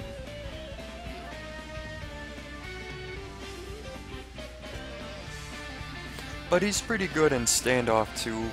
That swiping move where if he grabs you, he punches you in the face. That cutscene where he punches you, that's really safe and can lead to even sort of traps. So yeah, stand on for damage, and stand off just for a better neutral, but I mean, he's not super fantastic without distortion. And if you can kill him without this before he can get distortion, I mean, that's great.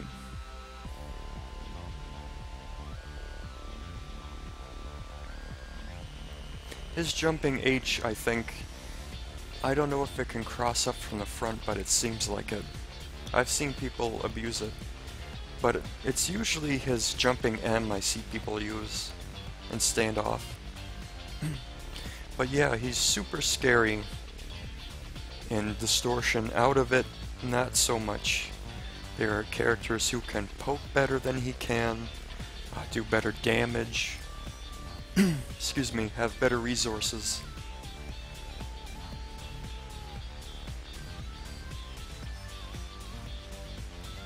But I mean, you can, if you have momentum. Oh right, really good throw range. I forgot to even talk about that with anyone. Fugo, Giorno, Hall Horse, Diavolo. Ooh. Thanks so much, whoever followed. Golly. I forgot the positioning, the positioning of the windows. I guess you didn't see the duckies, but thanks, whoever followed. Thank you very much.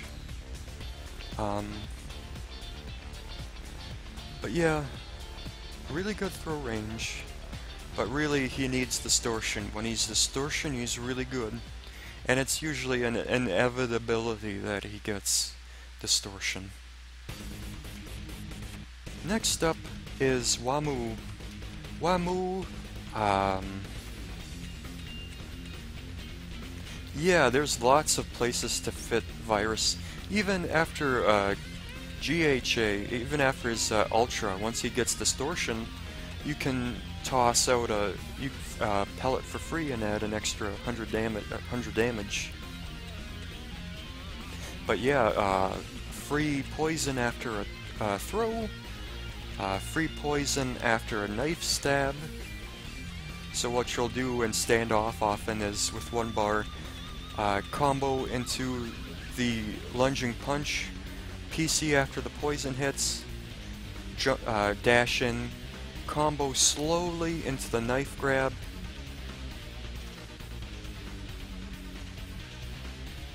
Oh, I'm sorry, Midori.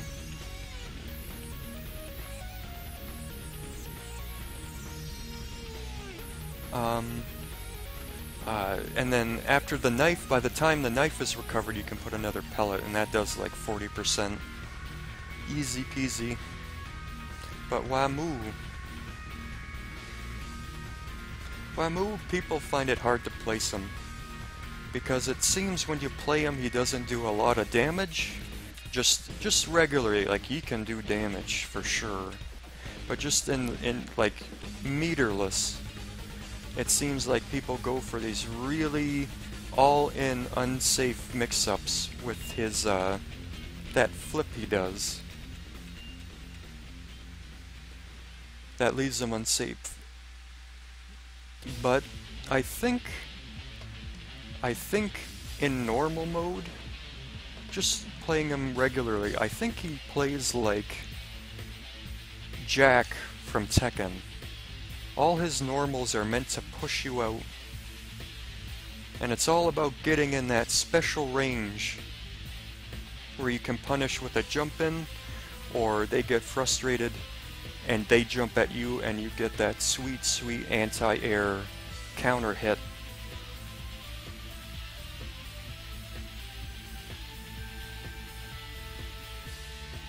His combos, I find, without mode, are very short, but it's all about just having the opponent try and get at you and crash against Wamu's fantastic chest, like a wave crashing against a cliff. But I think once he has a life deficit, things get kind of tough. His jump-ins are tough. Excuse me, I'm gonna take another drink.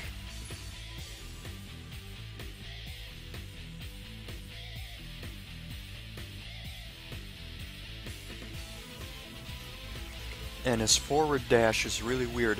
It's easier to back dash with Wamu than to forward dash with him, I find. I think even when you throw with him, his throw range is tiny, but even when you throw break, if the opponent throw breaks, he's at perfect range where if they jump, you get that DP. And he has an in-air that flip, which he can use to mess with people. He's got some ways of getting in on people, but I think defensively he's a defensive powerhouse. That, of course, really changes when you start taking him in different directions, either with mode or with his transformation where he gouges his eyes out. In mode, he gets access to big combos because that reverse Dragon Punch move, the flipping swat, that instead of hard knockdown, that gives a crumple. So you do a combo into the overhead, continue the combo, and then you taunt so that you save meter and immediately pick up the opponent, and then do some mix-up as the camera recovers. And if you can do 2 of those,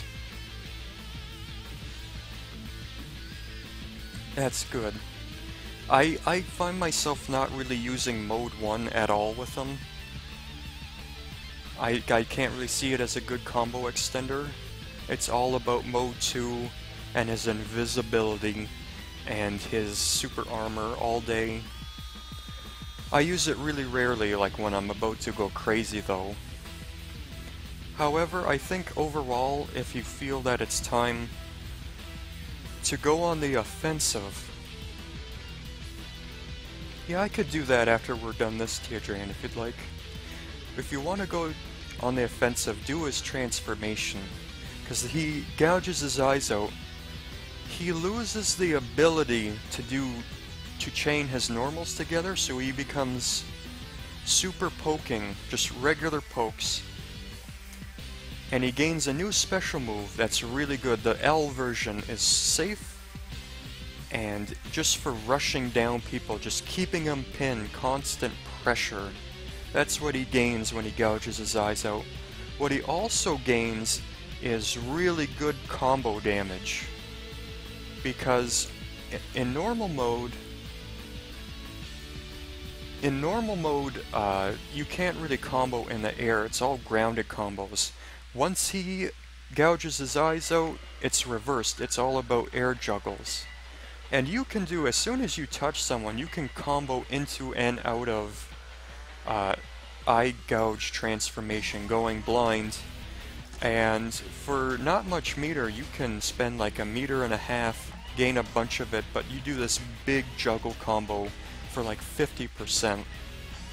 And then from there, any big hit that you get from either a jump in or like a standing H or an M, you combo into his Dragon Punch, his kick, PC, jump after them, and do a simple air combo that ends in the unicorn horn. Gains a lot of meter back, does at least 25%, big damage. But the drawback again is that he can't chain his normals.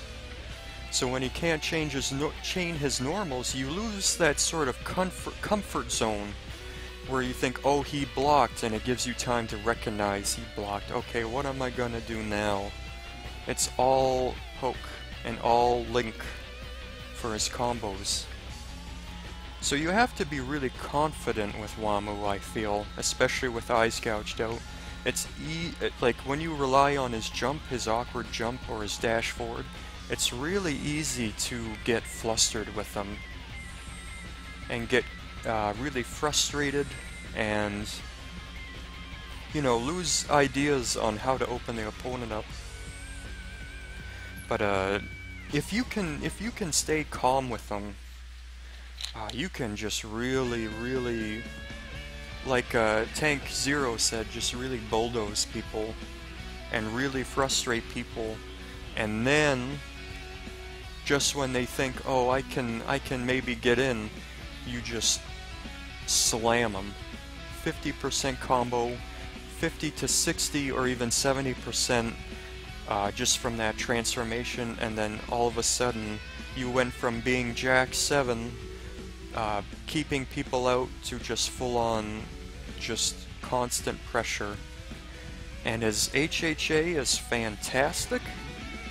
Big anti-air, does great damage on its own. I'm sure you guys fought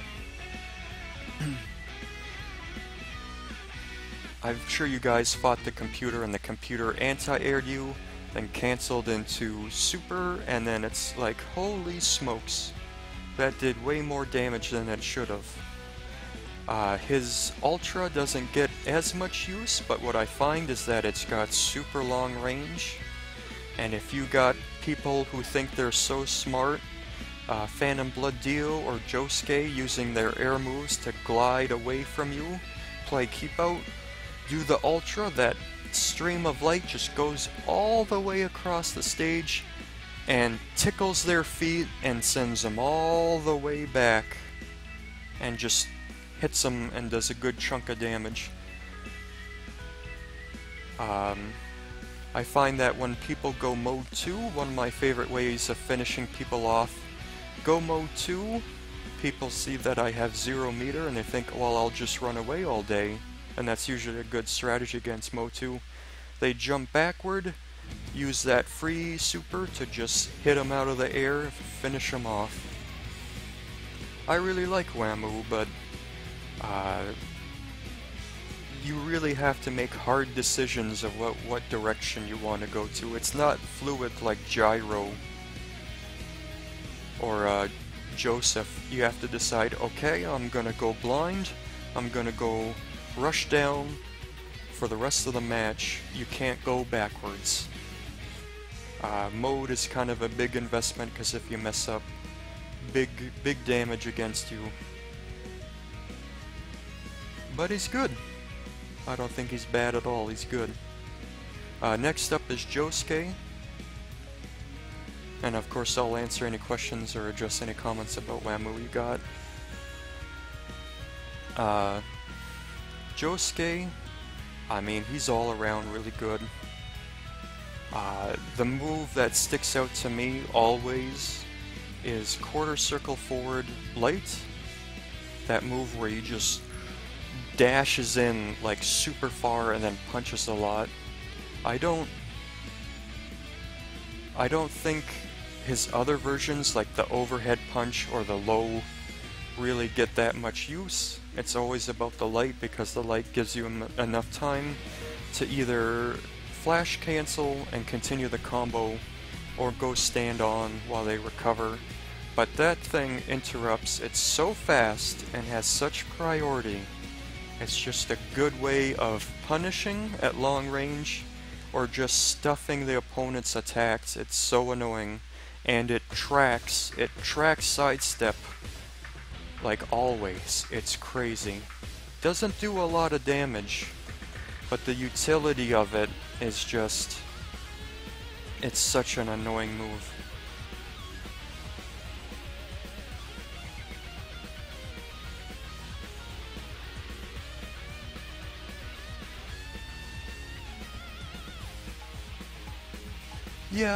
The only thing is, though, if the opponent is sharp, they can see those other versions and they're easy to stylish dodge.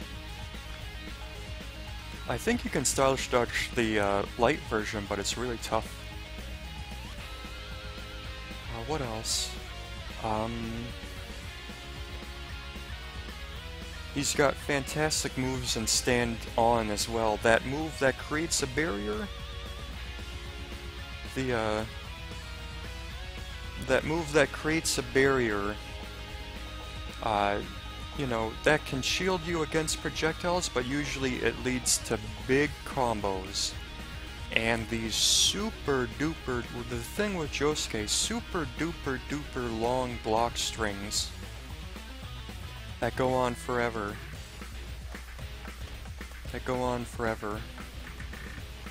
I've had my guard broken more than a few times against Josuke. His damage overall is really good. Really good. Both in small combos and those big combos. I usually use stylish dodge before the last hit.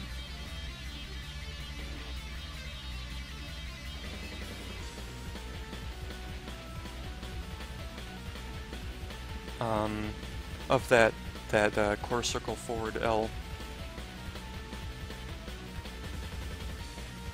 Yeah, he's good in both. He's equally good in both. And that means you can take him in different directions. Yeah, that's the thing with the barrier. You can't do it on Okazemi too close, otherwise it auto dissolves. But for things like block strings and combos, it's so good.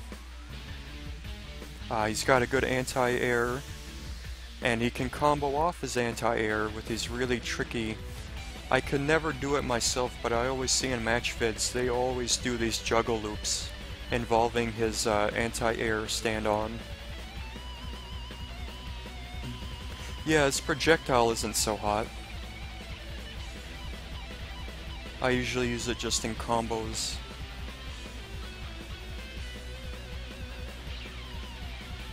Oh, so it's a timing thing. I see. Well, that's good to know. So he's got ways to pin people down on Okazemi. What other moves he's got? He's got that weird punch the ground, and that's good for extra damage, and then it leaves that little bit of rubble, which he can use for a gimmick, to use that invincible move that just flies towards it.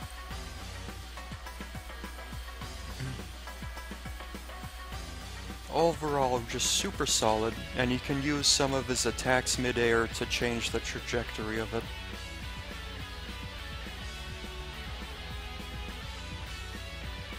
Do you know what the difference between, like, his HHAs? He's got the regular one that ends with uppercut, and one ends with a glass shoot. Is the glass shoot just for, like, showing off, or is it a damage scaling thing, or an Okazemi thing?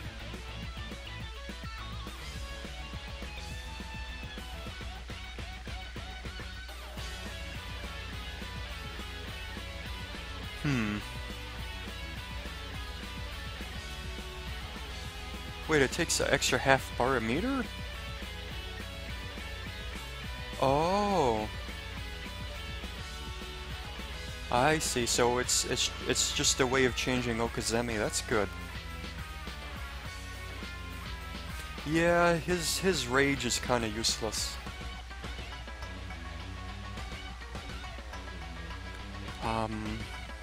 I think he's super solid and super good, but other people above him have something crazy.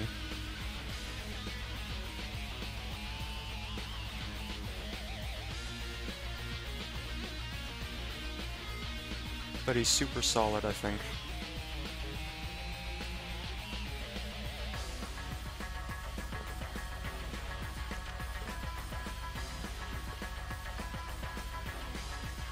Yeah. What else? Yeah, I mean, when's that gonna happen? That's super situational. Is that Josuke in a nutshell? Is there anything else people want to add?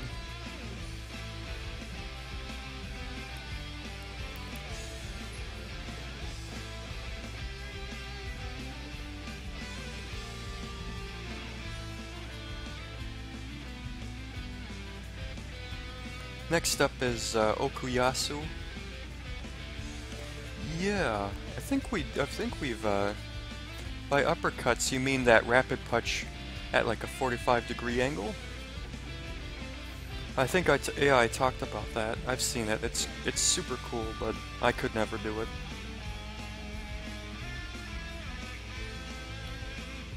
Yeah, he's a good all-arounder. Next up is Okuyasu, who I think maybe could be higher. It's just that his jump-ins are so good, and his jump-ins are so good, and he's got these. I mean, he's another.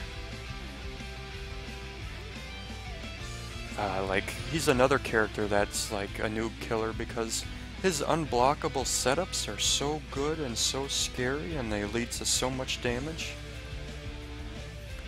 And he's such a pain to deal with.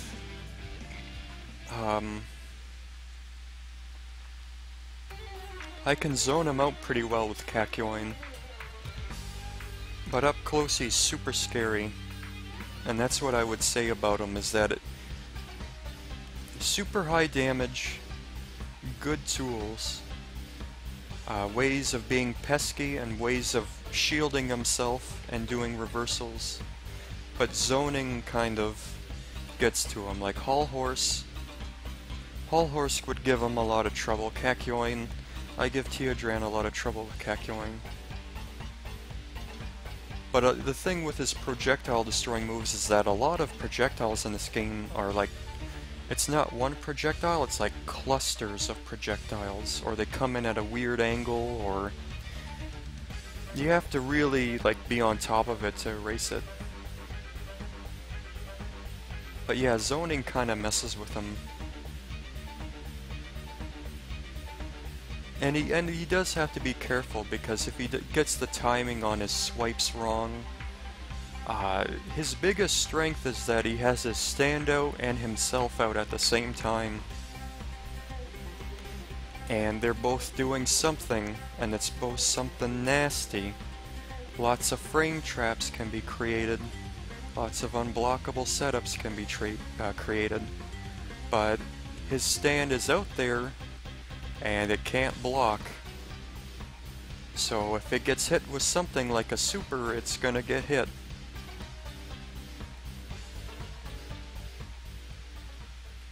So he has to be really careful, and of course any of those frame 1 counters will hit him as well. So Diavolo takes less of his crap.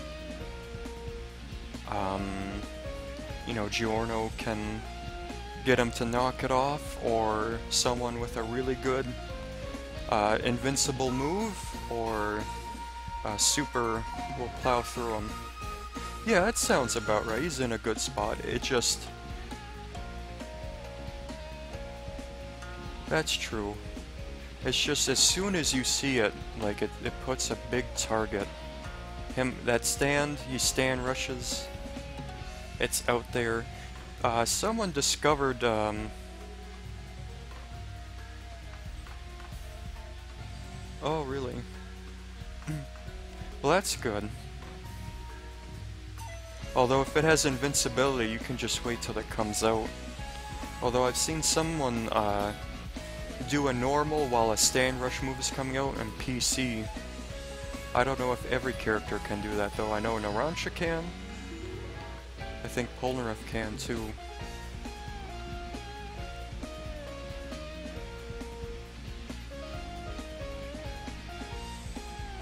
That's true, but I'm talking about the stand rush version.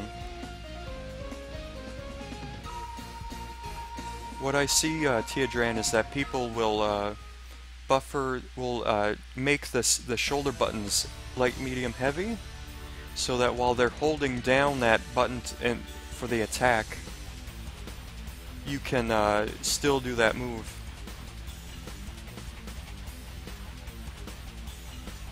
But yeah, when you fight against him and you lose, he seems just so good. But you're right, I think he is in a good place.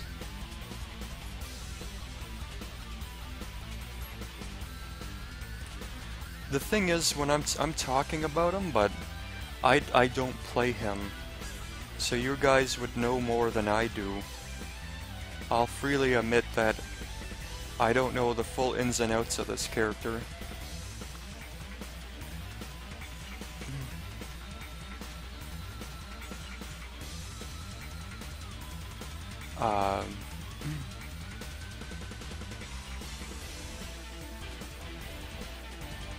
Yeah.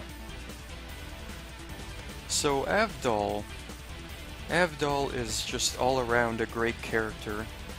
Very safe. If you end a block string with light fireball, it's close to 0. And stand on, if you end a block string with quarter circle back light, just the first hit of that little mini Rekka, that's close to 0 too. Surprising damage.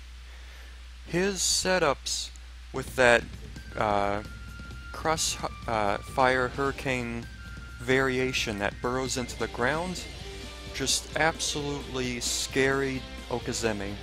Many options out of that, and if he's really good, he can confirm it into standing H and then the fire whip, and then he can combo after that. Standoff, I mean, you do a hard knockdown into light fireball and you can chase after it, and they have to guess whether the fireball is going to hit and do a throw or do a throw. You know, lots of good zoning, lots of good normals, good pokes. If you're someone that wishes this game was Street Fighter and you want to pick at people and then like counter hit them, Avdol all the way. Fire Whip is pretty safe too, so that's something if you want to just throw like sidestep Fire Whip. Stand on, he gets this his counter. That counter is almost like a parry, like in Tekken, because it absorbs one hit and it can be any hit that isn't like a super.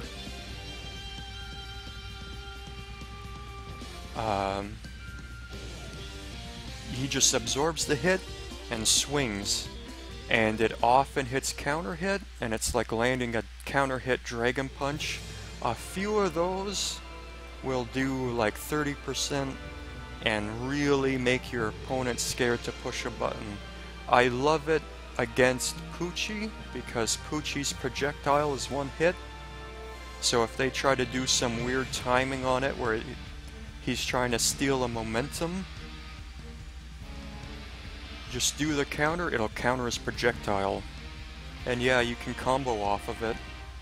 The only move that I find not so good is that his regular Dragon Punch in Stand On, where you know, it was like in the Capcom one where he just raises his arms and he covers in fire. That really is punishable and doesn't do a lot of damage.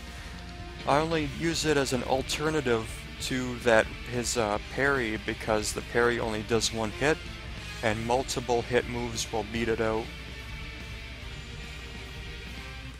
Rekka isn't really good as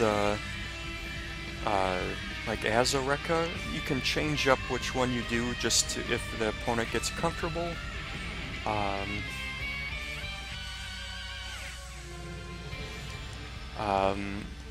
The L version recovers so fast that at the wall you can do loops with it. Light, medium, heavy, quarter circle back L, and then you don't have to stand rush it. You just do medium L a few times and then finish the combo. So you get a little extra damage.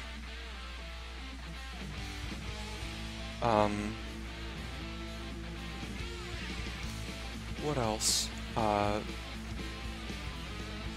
Good damage. Good damage. Yeah, his GHA is kind of really wonky. I keep thinking I can use it as an anti-air. It doesn't really work that way. He's got a projectile in, excuse me, stand on that really tracks well if you do the L version. I like to do that because the opponents think they can jump over it, and it just goes vertical and smacks them and can do counter hit damage.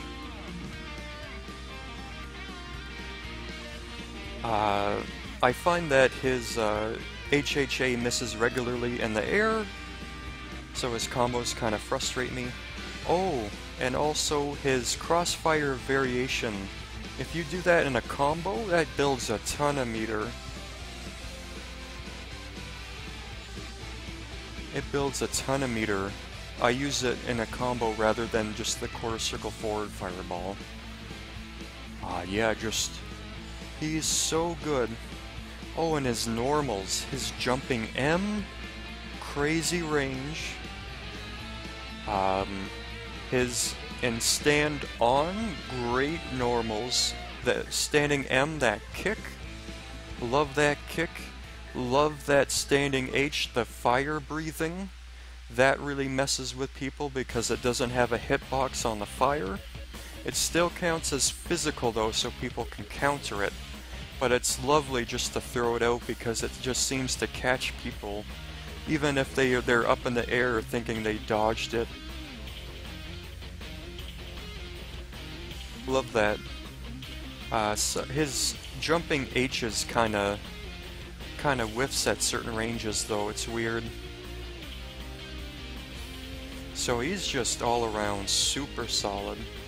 He's in the same boat as Josuke.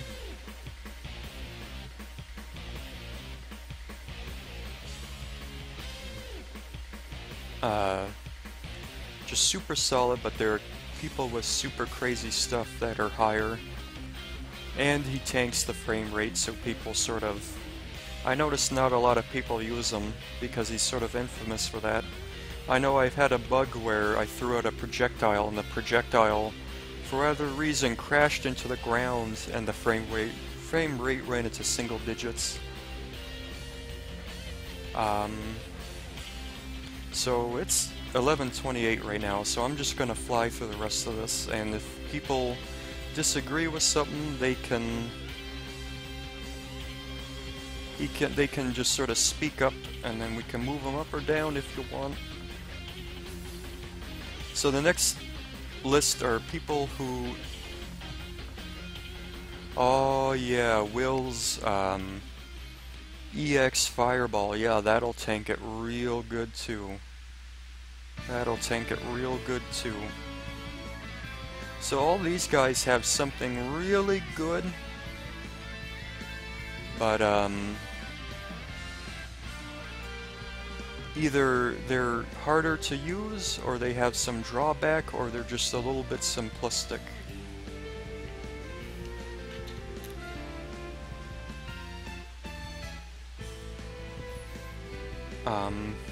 Some of these, this is the point where I'm like, I don't know where to put these guys, and I could put someone somewhere and they'll say, what, that's way too high, or way too low. Shigechi, Hermes, Jotaro, Bruno, Caesar, Anasui.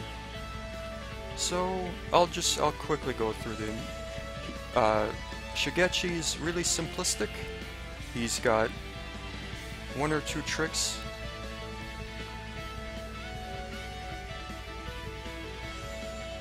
He's got one or two tricks. He'd normally be really, really crappy, except for his one specials. The special where he puts up a barrier and shoots the projectiles. That is insane. He can block whatever you're doing, shoot the projectiles, dash forward, hit style button once or twice to get more harvest, and then continue the combo, and then confirm the combo into huge amount of meter. Doesn't cost a single lick of meter, and then it's not uncommon for this guy to start a round, get a hit, do a combo that builds enough meter, and then combo into a taunt combo, and then do GHA, and then combo into, yeah, GHA, and then does like 50 or 60% right out of the gate. He has one insane move. He's pesky, he's very small, but he does a ton of damage. And just constant offense, constant meter gain just because of that blasted single move. He gets some Okazemi from the items he drops from the sky, but other than that, it's that one blasted move that just makes him such a massive pain to fight. But you can get around it. Some moves, any move that goes around the barrier and hits Shigechi will hit him. You can throw him out of it. Also, being a small character, while he's hard to jump in on, he is easy to juggle, and any character that relies on juggles is going to do, if you know character-specific stuff for him, you're going to tear him apart. So he's a one-trick pony, but that trick is just the worst. Just the worst to deal with, but he can get blown up real bad. Hermes is really unique in that she can use her stickers to change her frame data. So with stickers on her arms, all her stickers, you know, they do more hits, which the limbs will build more meter, which will, but the damage scaling is higher, so she changes her combos based on which stickers. So certain moves that are unsafe, like that move where she rushes over and punches, that all becomes safe, and even the light version, you can loop it, combo into light version, 2L, 2M, light punches again, and just loop it and build a ton of meter. Her main combo in standoff without stickers is that juggle where she does her uppercut a lot. Fairly easy to do and good damage, good meter building. She's got a weird Rekka that needs stickers to sort of have it be more airtight.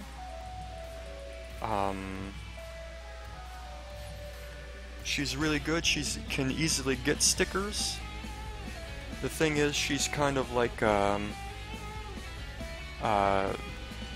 Wamu, where you have to sort of pick and make a hard decision about where you want to go with her, because you can't manually take her stickers off, and based on that, that changes what combos you can do, what combos are worth it, and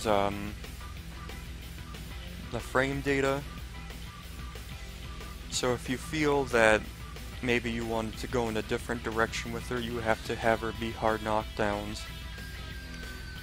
She's a character.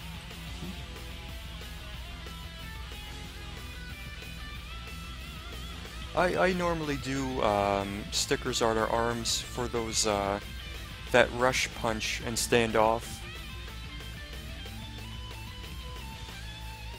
But yeah, she's kind of a weird character. Some of her combos are harder to do. She has to make hard decisions like Wamu about where she wants to go. She has the most health. Oh, also, she has the longest knockdown time. When you knock her down, she stays on the ground the longest, and that doesn't include when the stickers hit her when she's on the hard knockdown. So there's character-specific combos where hitting OTG can happen multiple times. The famous one is Vanilla Ice, where he just keeps kicking and kicking and kicking.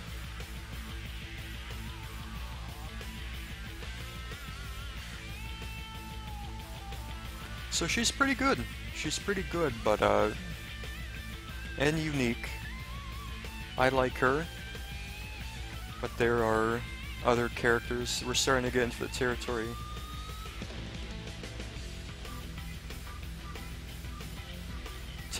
where other characters are doing better things, and she has that weirdness. Jotaro, I mean, I see some people put Jotaro in top 10 or even top 5. He's got one big thing, and that big thing is that super duper delayed jumping H and stand on. It's so weird. It comes out so late that it looks like he's doing a standing H. So anytime he gets hard knocked down, it's just... And of course the jumping medium, which is a good cross-up tool.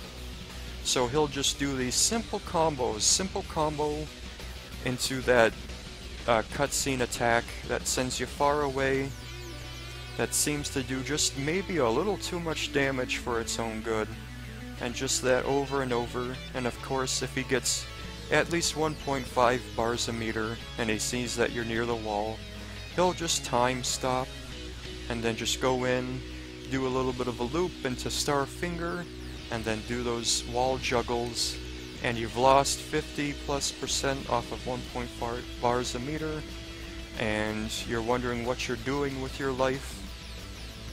And I hate him. He's the John Cena of this game. Gosh darn this character. He also has added stuff with his air breathing and the like. Some nasty setups with Starfinger.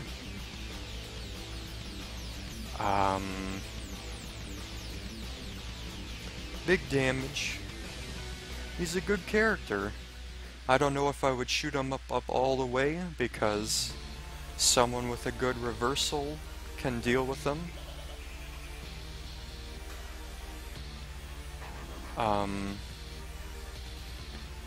Some of his stuff isn't safe, like his DP. If you block it, he has to PC it. If you duck it, I mean, you avoid it altogether. His air breathe, when he breathes in, you can stylish dodge that. Also, one of his bonuses and weaknesses is that he's such a huge body. Especially in stand-on. Star Platinum takes up so much space. So you can go stand on and then immediately fill in space, or go stand off and just leave a big gap. But because he's so big, traps and that, moves that have sort of a cone-shaped hitbox, can be sort of hard to avoid with them. I know when I'm playing against him with Kakyoin, I'm always setting up as many barriers as I can, because he always seems to get caught up in them. But yeah, I mean, if you want to put him higher, we can put him higher. But right there, just because other people have some stupid things, a bunch of stupid things, he's sort of there. But yeah, big damage, easy to use.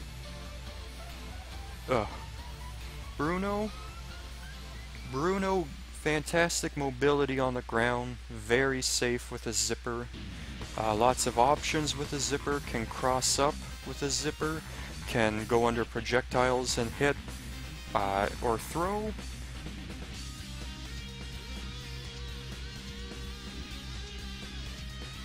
And I think that debatedly he has the best anti-air in the game, simply because you just do the forward light slide and then into the kick. It goes under him, avoiding him completely, goes back, hits him, often hits for counter hit damage, launches him towards the wall with wall bounce and hard knockdown, enough time to do whatever you want. Very underused move is his zipper arm. You can Tiger Knee that, and Zipper Arm Light will cover a lot of range, and has enough vertical that it will stuff jumps, and falls down safe at max range. It's safe, and it's really pesky.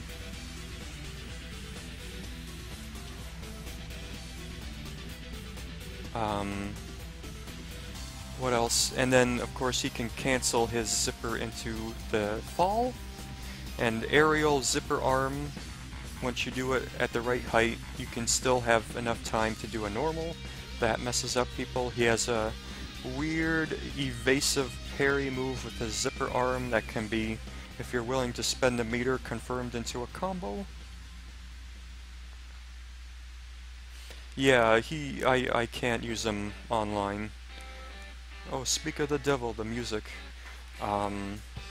Stand on, he gets really good stand rush combo that builds meter. More meter than it uses. He has 2 projectiles in stand on. The one he's famous for, which is the zipper along the ground, which is a great launcher. Spend a meter up front to launch him in the air, do a great juggle. And he builds most of that meter back. Then end with the zipper slide, always end with the zipper slide, so you get that wall bounce and the okazemi. But a fantastic underused move is the one where he shoots his arm into the ground and it sprouts out somewhere else. That's a projectile. You can use that to harass Kusaku Kira. Because he thinks, oh well, he sent out his arm, I'll do the counter, but it'll beat out his counter. And it's absolutely devastating at the wall. If you have hard knockdown at the wall, stand on. At the right range, you do 2-2L. It shoots the arm out. You PC it immediately, then jump. While they're blocking, you can do his nasty jumping M and stand on, which is a cross-up king, or his jumping H for frames. If they try to jump, which people love to do, it'll tag them and give you a free full juggle. Or if they sidestep, it'll tag them, so it really pins them down. Fantastic at the wall. Or just dealing with someone who's just being silly from far away.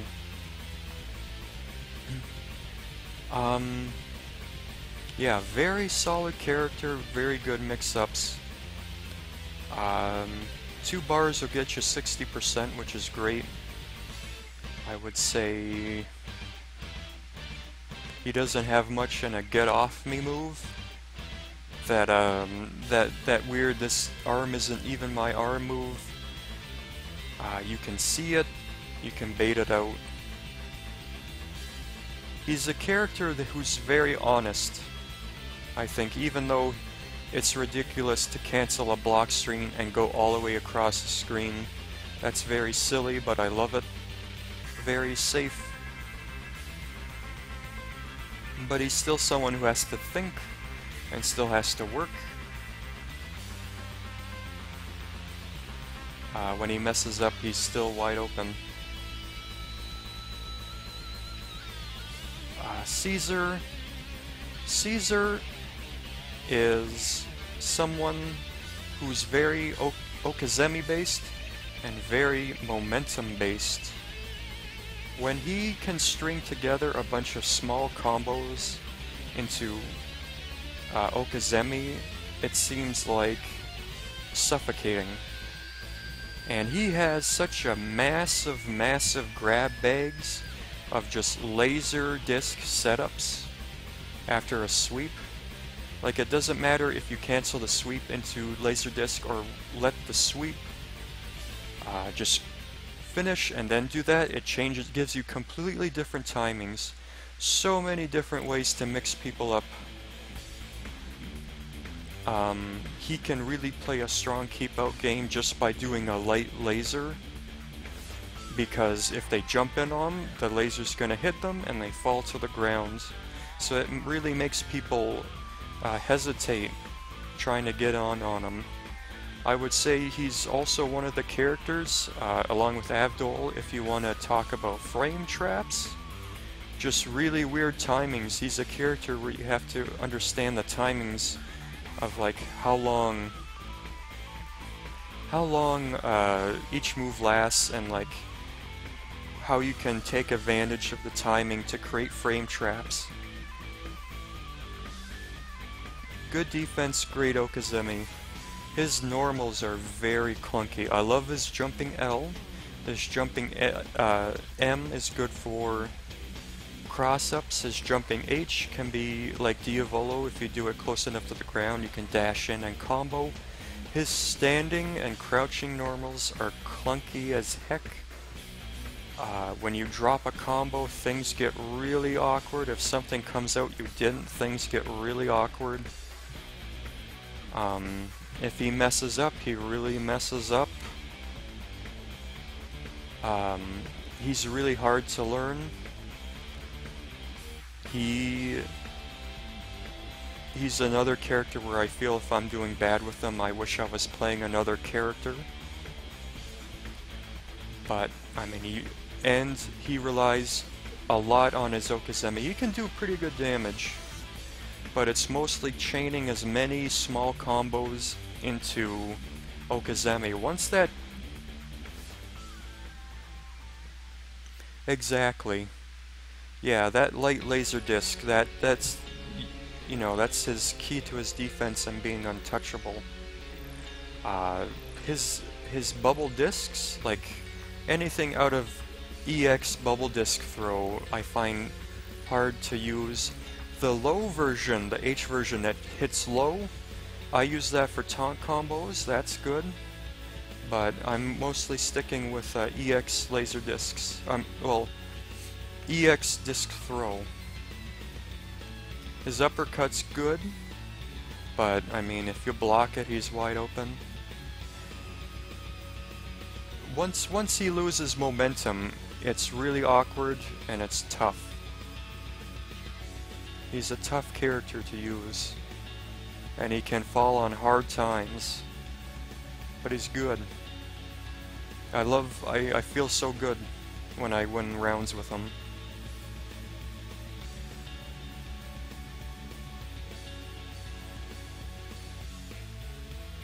Not only that, but you can hold the button down for EX discs and it acts as kind of a shield.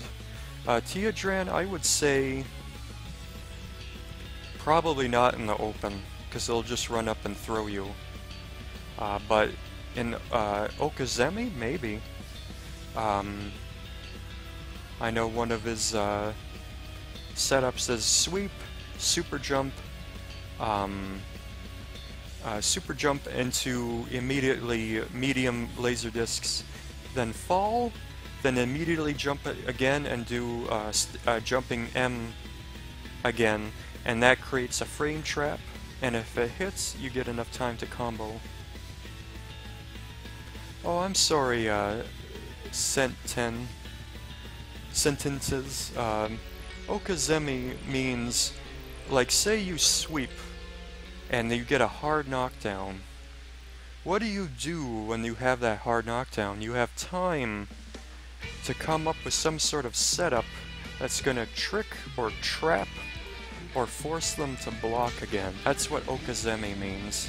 It's the ground game. So when I say Caesar has good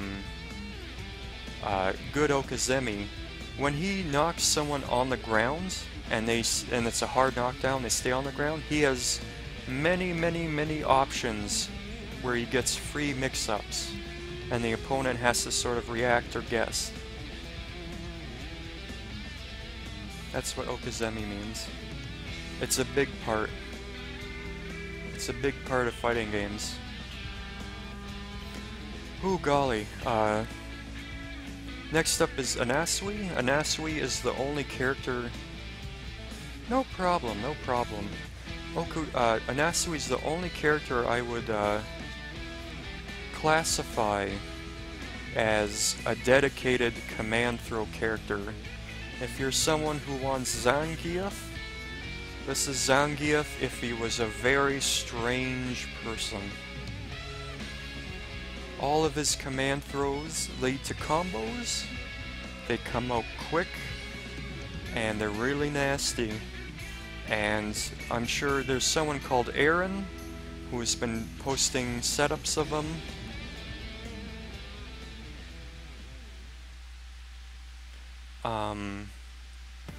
And there's match vids of him. He's a character. Oh, neat. Oh, fantastic. He's a character where, like, if you look at his move list, it seems super duper duper limited, but just changing the timing on anything, bringing things out at different times, you can get really creative. Maybe not with combos, but with setups. Like, wow, sorry, you've been waiting a while. You've been waiting a while. So, you know, he puts down that trap, and both of you run away from it. Well, he does a back throw, throws you on top of it. Guess what? A taunt combo creates a combo. Weird moves that are all really powerful if you take the time to learn them. Really weird mix-ups that don't feel like mix-ups. Very annoying. And yeah, he relies mostly on juggles, and he's got to do optimum damage, like stand rush juggle loops. Really tough to time, even offline.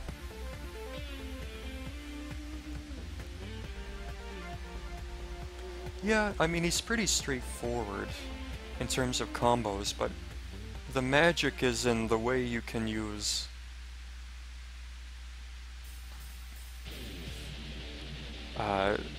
it's really interesting the way you can use all his moves and just mess with people. You're never too sure with Anasui what he's gonna do next.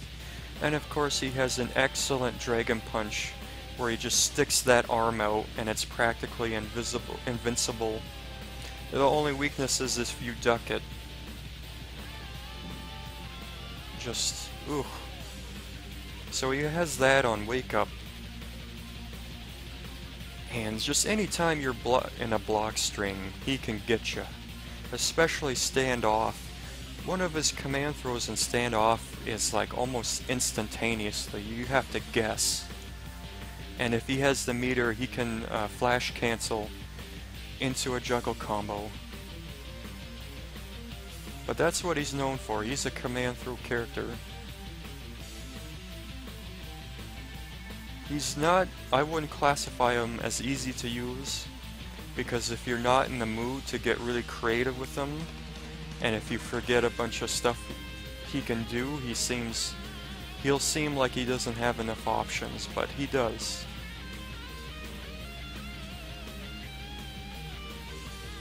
If you're a sly guy, that's the guy you use.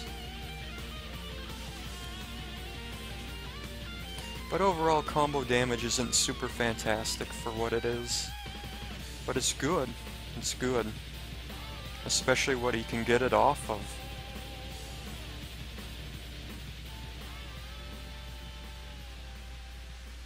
So he's limited by his creativity, let's say.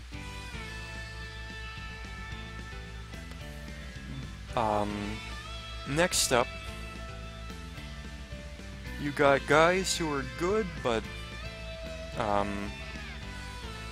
at the same well, I mean, I would classify like, you're gonna say Polnareff is bad. I don't know, man. I don't know, man. But the next set, Part 3 Dio, Rohan, Kosaku, Naranja. Still in debate about Naranja. Now here it is, part 3 deal. Part 3 deal.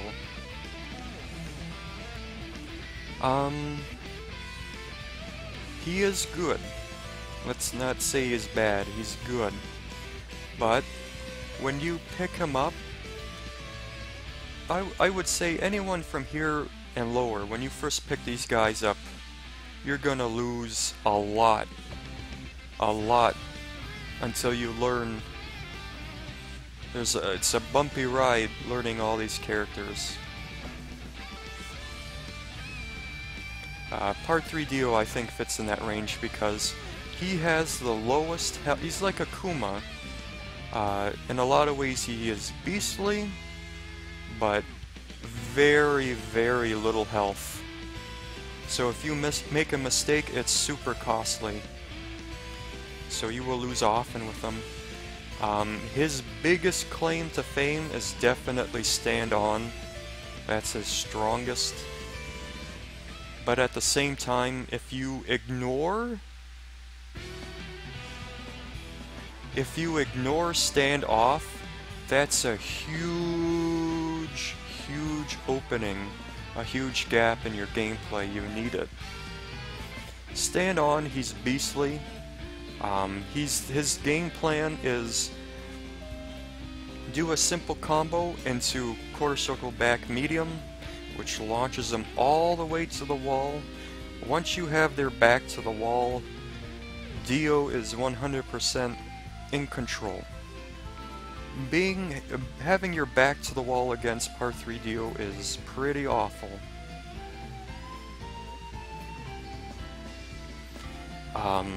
From there, he has an instant overhead with his immediately punch after jumping into his stand rush move.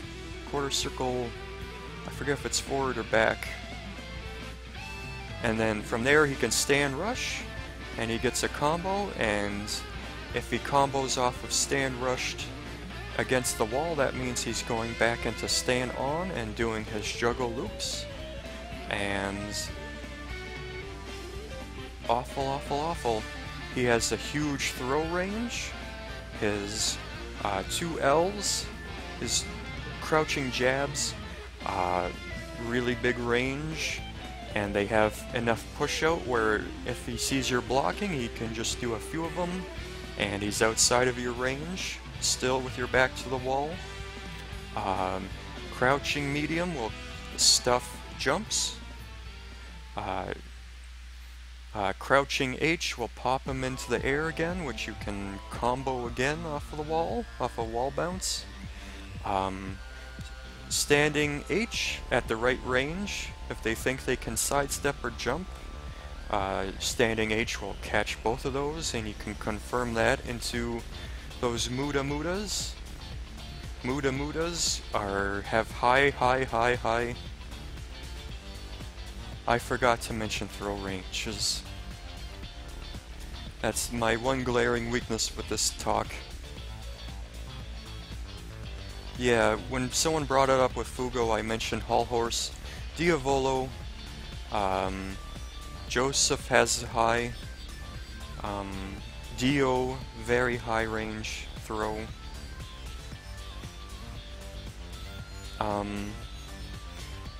Yeah, throw will throw him against the wall, and you have enough time for a setup off of that. Jumping M will swipe and block jumping, and can be used for stand rush combos. Jumping H is beefy as heck. All his normals in stand on are fantastic, and just everything revolves around keeping him at that wall. Even if you end up doing just a bunch of smaller combos, even if you don't get the big combos, like you're gonna just chop away at their life bar like a tree. And then of course there's his big combos. And Dio is quite in fact the combo maniac at the wall. Combo into quarter circle back L, which slams him against the wall. You cancel that into jump. Jumping H, stand rush. Those air punches, and then you'll have to do a hit in between so they don't fall.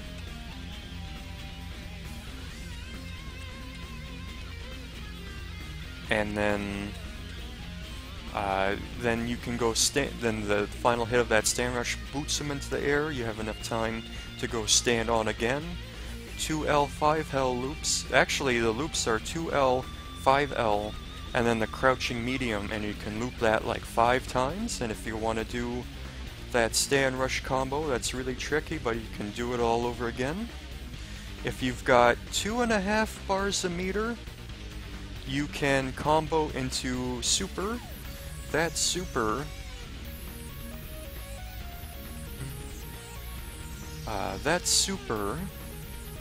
will always realign you to back wall, perfect back wall. Doesn't matter where you are in the stage, the opponent is at the wall and they have their back to the wall. So all you have to do is time the time stop right, usually with a dash forward.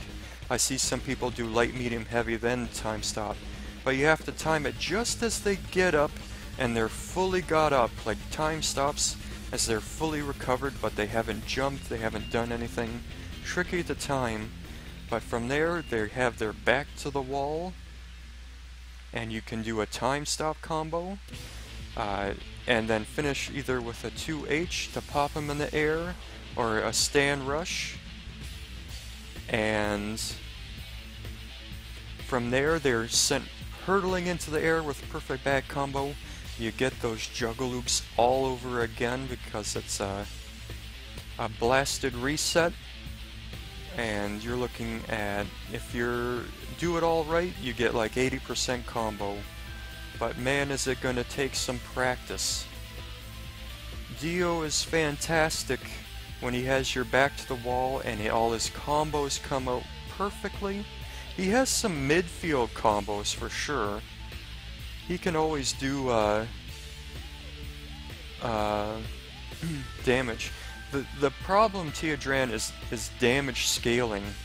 You always want to time either Jotaro or Dio. You want to time the time stop so that they recover, so it resets the damage scaling. That's the big danger. Yeah, that's it. That's what they do. I usually just dash forward. But yeah, you can do combos in open field.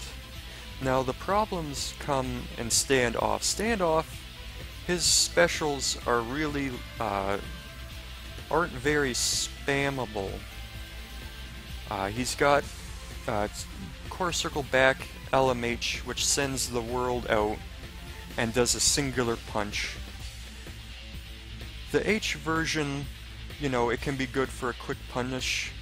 I usually end, if I'm in standoff, end the combo with the medium one because it smacks him on the ground, gives me enough time to dash forward, go stand on at the last minute, and then really scare him, like what's he gonna do and stand on. L version is sort of an anti-air, but it can be hit.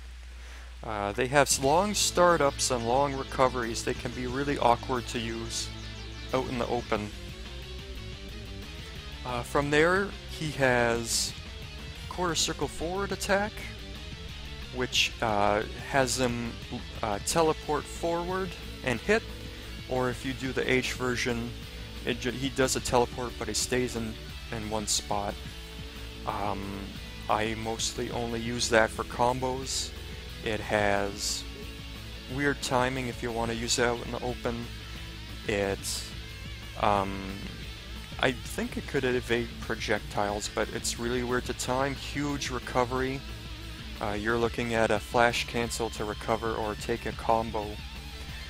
Usually use it when I'm trying to carry him to the wall and stand off. Do a quick combo into quarter circle forward, and it has such high hit stun that you can dash forward a bit. And it can be used in juggles. Oh, does it? That's cool. Oh, that's cool.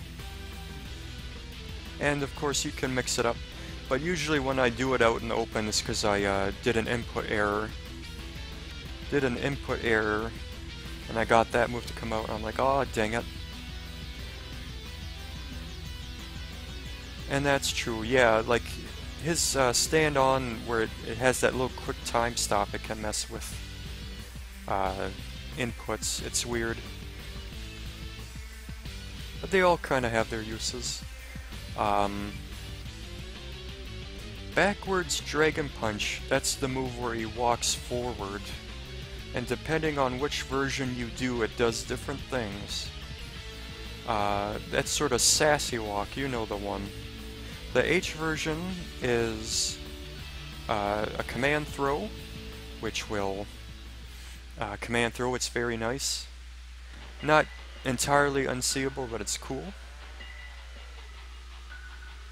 I don't think so. I've never tried that, but maybe. I don't know if it leaves them too close. The L version, the M version, is a free parry. He walks forward, and if he gets hit with a physical attack that isn't a super, he will auto stylish dodge. Way cool. L version hardly gets used, but it's nice in some instances. He walks forward and has infinite super armor. The super armor applies to projectiles as well, but you can throw them or just wait for it and get a free combo. But the one saving grace of it is that you can cancel it into any special move you want. So you can mess with people with that, but very rarely. And of course there's the knife, and I usually use the knife to make the L version travels the slowest but is the safest, and I usually use that for block strings. In fact, not only is it safe, but I often... Oh right, and HHA, the light version of walk forward, can be cancelled into HHA.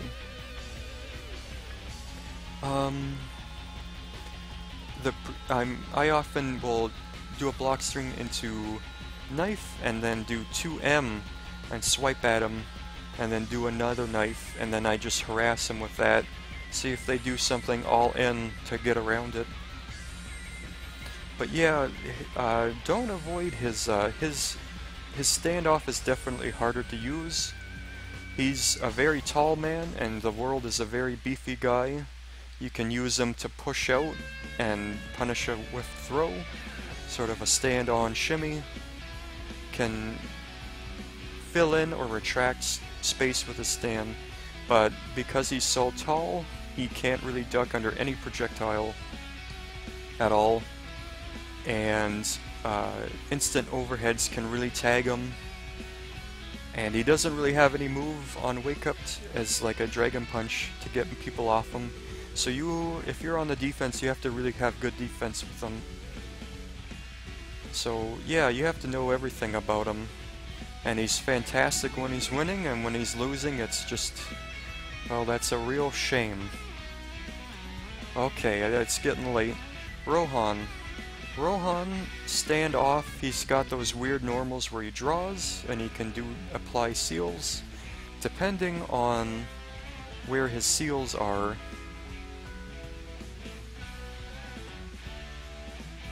Oh hey, Leon, Leash, and Zarith. So just a final conclusion. He's very high execution. You gotta do those combos. You gotta do them. He's fantastic in stand on, not so great in stand off. He's in some ways a paper tiger. He can get blown up real bad, so you'll lose a lot. We'll get to Bao real quick. I'm gonna try and fly through this. So he can apply seals. He got a big buff. Rohan got a big buff when they allowed you to do on the ground seals, because then he just ends any combo with that for extra damage and applies any seal he wants. But he's very awkward in standoff. He's got a really nice projectile that's a cluster that really messes with people, and you recover quick enough. If they hit, you can just dash in and do some weird thing, throw, DP, command throw. He has a really nice quick command throw, which is really nice. He's got a really strong DP, and all of those things let you put a seal on after. And of course, since you can do on the ground seal, that was a big buff because he can do taunt combos on everyone, and that really expands and makes those moves really nice, and expands his damage output. His main mode definitely is stand on. That's the main mode. The craziest thing about stand on is 2L, if you mash it, has very little push out. So you can mash that for days and it builds a ton of meter. In fact, overall Rohan builds a ton of meter, so much meter that he can constantly be doing safety flash cancels. Yes, you can quick stand on after his seals for safety or just to get in there, yes. I've seen people do it. So it creates a really weird situation where he's doing these 2Ls, building meter, draining guard gauge, and then all of a sudden he stops and throws, or he stops and jumps, or he stops just a little bit and then just keeps on doing the 2Ls. And that's a real serious mix-up even out in the open without even needing hard knockdown. And he's, no matter what, he's always building meter. A lot of his moves in stand on are hard to punish. They're pretty safe. They're not completely safe, but if you block them or the timing is weird, it feels really awkward to punish them. Gains a ton of meter, does decent damage, always has some dumb trick up his sleeve because he always has meter. And as mentioned by a lot of people, his jumping attacks are really nasty. Jumping H is a cross-up that is just awful to deal with. You never know if it's going to hit from front or back because it just sort of lands on top of you. And of course he can end combos with the core circle back, the rush punch. I don't normally really stand rush it because the rush punch is pretty safe on its own. Maybe not, I'm not sure, but I have a hard time punishing it. And the enders either send you flying across the stage, which gives you that nasty jump in, or you can steal meter, which crumples them onto the ground, and then you apply a seal and then go stand on and do those jabs again. And then he has his HHA, which seals specials, and then he has his Ultra, which seals everything, and if he has 3 bars, he can combo into Ultra, and while you can't do anything, all he has to do is just keep doing 2L and harass you until he builds enough meter where he can combo into, from that 1 bar into 2 bar, into GHA again, so 2 Ultras in 1 round, and you just feel silly for getting hit by all that, and it's awful. So he's really pesky, he's really obnoxious, can really lock you down in stand on, and just keep the momentum going, especially with all the meter he's doing.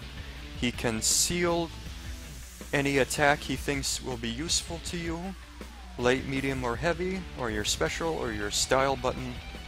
And then there's been times where I forget I've been sealed, try to punish with yeah, exactly.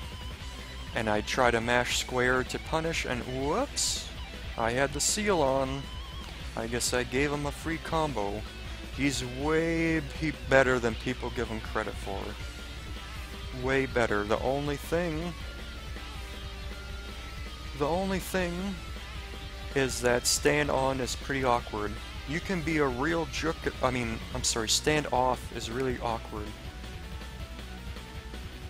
Counter taunt is nice, but I find that it messes with my taunt combos. Stand off is a bit awkward. You can be a real jerk and stand off, like he has frame traps and some Okazemi with it. Lots of setups for his throws. But if you're learning him, standoff is really weird and wonky and messes you up big time. You still have to be on top of things. And I mean, there's no doubt about it. You're mostly going standoff, just visiting standoff so you can apply your seals, and it's mostly about getting stand on. But he's got that Dragon Punch, so he has a reversal on Wake Up. So I don't think he's the best character, but he sure as heck ain't bad. He will mess you up. It's just there's other people who are much more solid. Kosaku, I'm just gonna go through this real quick. We all know why he isn't a bad character at all. If he's here, then that means these other guys are good. He has unblockable projectiles. All his projectiles are unblockable. Leads to really just the simpleness of just constantly doing his standoff unblockable over and over and over again and having to parry it is enough to make people tear their hair out, let alone those freaks who can combo, that know that the first hit of his standing H crumples and then combo into the standoff bubble and then launch him and do a mini juggle and then do 20-25% with him. Yikes. Stand on is a cavalcade of just really weird setups with that bubble, stand rush bubble, both in stand on and stand off. The Kosaku players are so crazy they know to combo and then parry his own explosions mid-combo and then continue the combo and do just as much damage as anybody else, really. That was once his biggest flaw, is low damage. But just nasty Okazemi, nasty setups. He's got that bubble shield that adds one hit of invincibility, and that's just awful to deal with. He's got that stomp, he's got that punch rush, which is, his version is invincible. You can punish it really bad, but it's invincible. So he's got a bit of a reversal. Just a massive pain to deal with. If they know what they're doing, big pain, big pain. There are characters who can deal with them, however. Bruno, I mentioned 22H.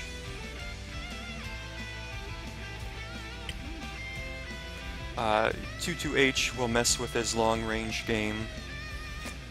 Any kind of move with invincibility that'll just plow through the bubble. Kakyoin can mess with him both at super long range or his standoff air Emerald Splash that comes out at an angle messes with him. He has a counter super. If you can get around the counter super with like a move that doesn't count as physical, that really messes with him. But that's just so it fits him perfectly to have that counter. And of course he has his Ultra, which does some damage but mostly heals him and creates a big gap. He's tough to wrap your mind around and can be tough to use, but those that you know how to use him, that specialize in him, just really know how to take him far. It's just that when he's not winning, like Rohan and Dio, it can be rough. Naranja, he's pretty simple. He's like Steve Fox, but with, yeah, air cushion is some... Whoever came up with that deserves a raise. That was especially nasty. Naranja is like Steve Fox from Tekken, if Steve Fox was a guy with a machine gun. He's all about counterpokes, stand on. All his normals that shoot bullets count as projectiles. They will beat out anything that isn't a projectile or has invincibility.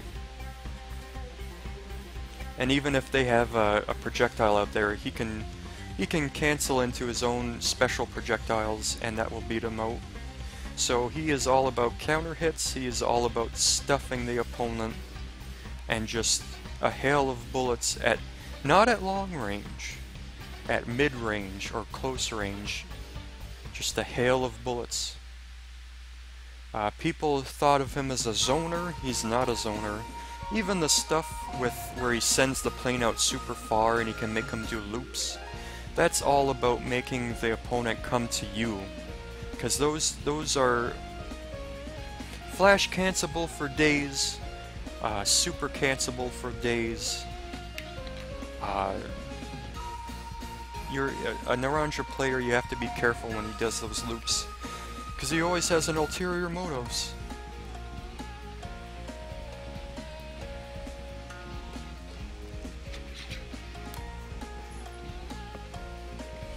And of course, big props to Aaron for figuring out Okazemi with those weird stand-on flight loops.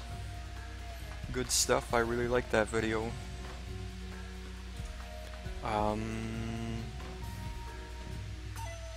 Let's see. Another big thing is his bomb. His bomb is... It has... When it hits the ground, it has invisible splash damage. If the splash damage hits you, it puts you in sort of a flopping state. And from that flopping state, you can confirm into bomb flop combos that give huge damage. And of course, for Okazemi, because of the splash damage, the explosion lingers, and you can use that to pin them down and trick them into getting hit. Also, at the right range, a fantastic anti-air. You see them jumping, you do the bomb, stand rush, dash forward, so you're well out of the range of their attack. They explode because they're spinning, they get popped in the air, you dash back in, do the combo. You can do big combos off of that. Stand on is pretty great.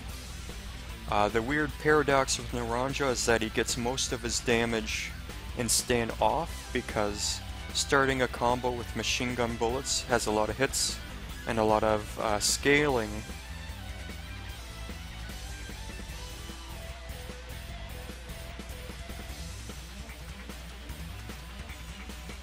I think what I'll do, since I can upload longer videos to YouTube, I will just upload it to YouTube.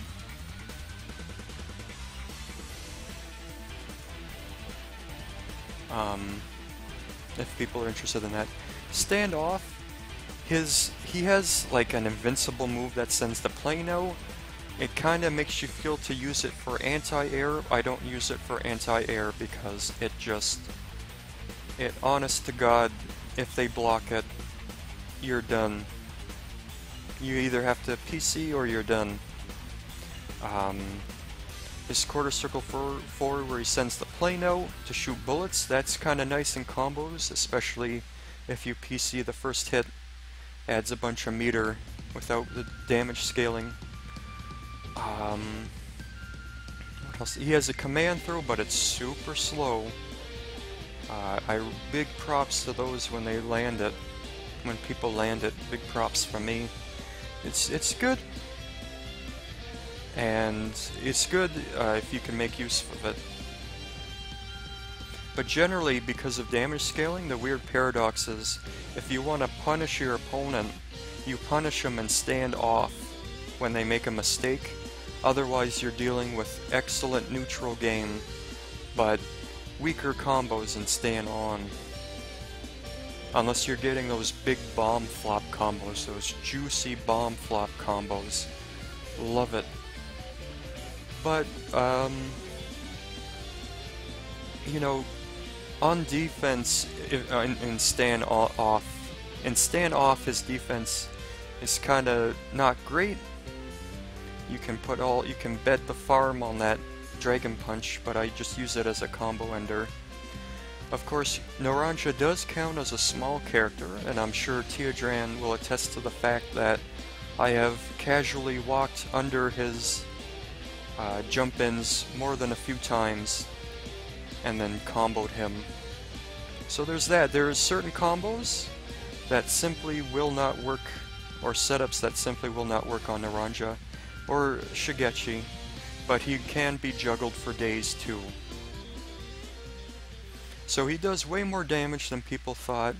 He's way more pesky than people thought. He's actually really solid. He's pretty safe too, as long as you have the restraint. As long as you have the restraint, that's the thing. You can't just spam, spam, spam machine gun, because it's very linear. So what you have to do is, you have to shoot out the light version with just a little burst, just a little blip, and then from there see if it's gonna hit. And then, because if you just do the full string, they can confirm and sidestep that and then jump in on you. On blocks, simply doing light and medium and stand on will push them far back, where they're just at the perfect range where if they jump, they will get the bomb. So you have to have some restraint with Naranja. He's pretty simple, but he's pretty effective. But, I mean, at the top here you got people who can do loads of different things. But he's still pretty good. People thought he was the worst character, some people, but nope, he's just fine. And people find new stuff with him every day, and I like him. Online, he's become my secondary. Alright. So, Jonathan. Jonathan hits like a truck.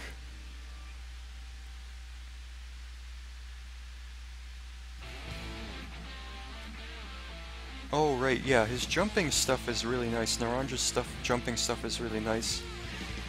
Jumping H and standoff is a nice suppressor. Come out at the bullets come out at different angles depending on the timing of it. Also, jumping M and standoff is a great cross-up tool. And then his bullets and stand on are great stuffers of jumps. So Jonathan, he's a Hamon character, which means he gets his full moveset all the time.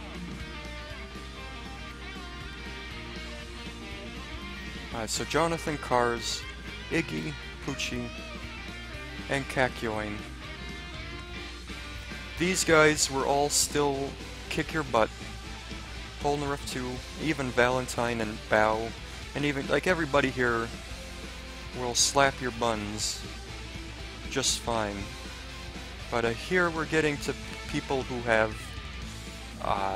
who are known to have just big holes. Something about them that just, you know, you're gonna have to make up with something. They have nice things, but they all have character downsides as well that they're known for.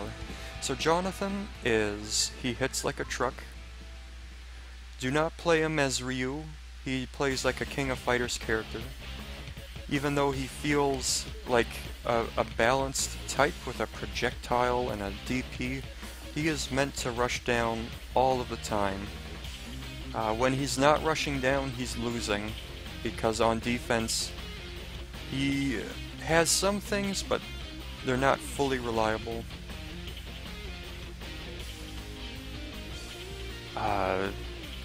But he's always fighting. Just like Rambo, just always going in. He has moves to hurt. His specials are what makes him. His normals aren't very good. They're very clunky. He's a clunky guy when he has to play the neutral. But up close he has that barrage which hits and knocks him back and is pretty safe. And if you feel that they're gonna throw out a move,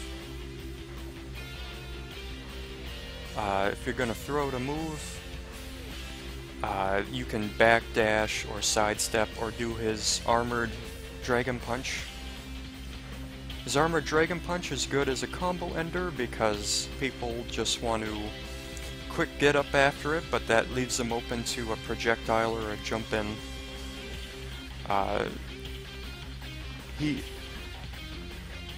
The biggest threat about him is his super armor. His EX sword, his super, those things will just plow through things, and if people are playing keep out, it'll just plow through them so he can make it his turn. The main goal of Jonathan is to combo into tackle, 6H, sends him right to the wall, they bounce off, and you deal with this nasty, nasty vortex. That jumping M crosses up like crazy, and you'll constantly reset because of the tackle. And from there, I mean, sidewall combos, all he needs is sidewall. He does EX, Dragon Punch loops, does huge damage, or he can do his extendo arm into EX Fireball to juggle him that way, whatever you want. Big damage. He can do an easy beat combo's worth of damage just from doing a few EX moves.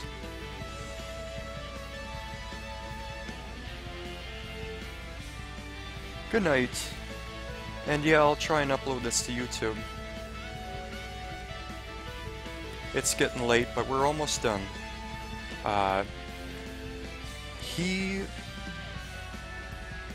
mean, my god, he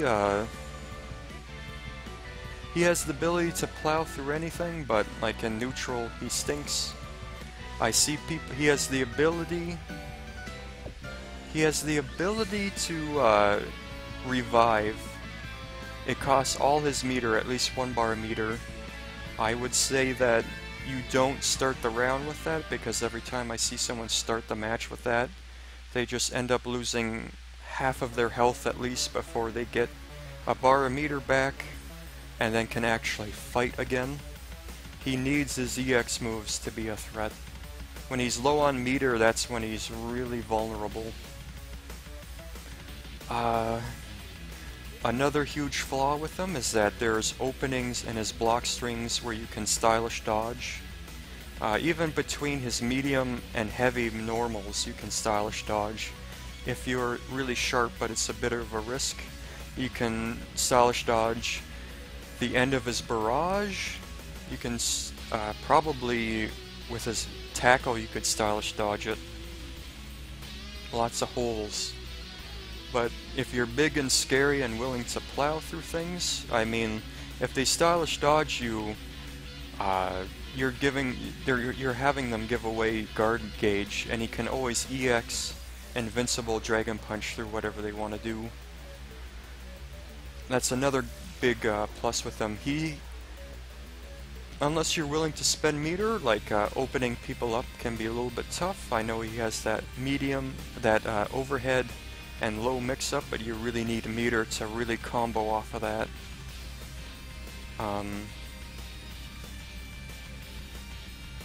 So really getting in on people is about super armor, but even then you have to take damage. So he's clunky, and he's good on offense. On defense, not so great. Not so great. You can armor through things, but it's the angles they come out at are awkward, and if you miss, you're wide open. Cars is amazing in Ultimate Life Form. All the transformations in this game are great, and Cars is really good. The thing with Cars' transformation is that it takes a lot of setup. You always have to get at exactly the right spacing to do it.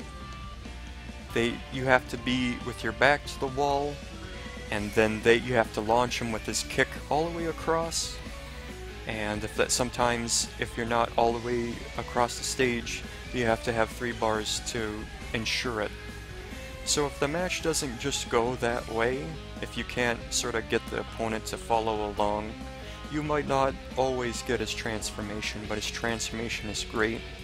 He has flying, he has projectiles, he has giant tentacle anti-air that counter hits a lot and can be cancelled into flight to make it safe.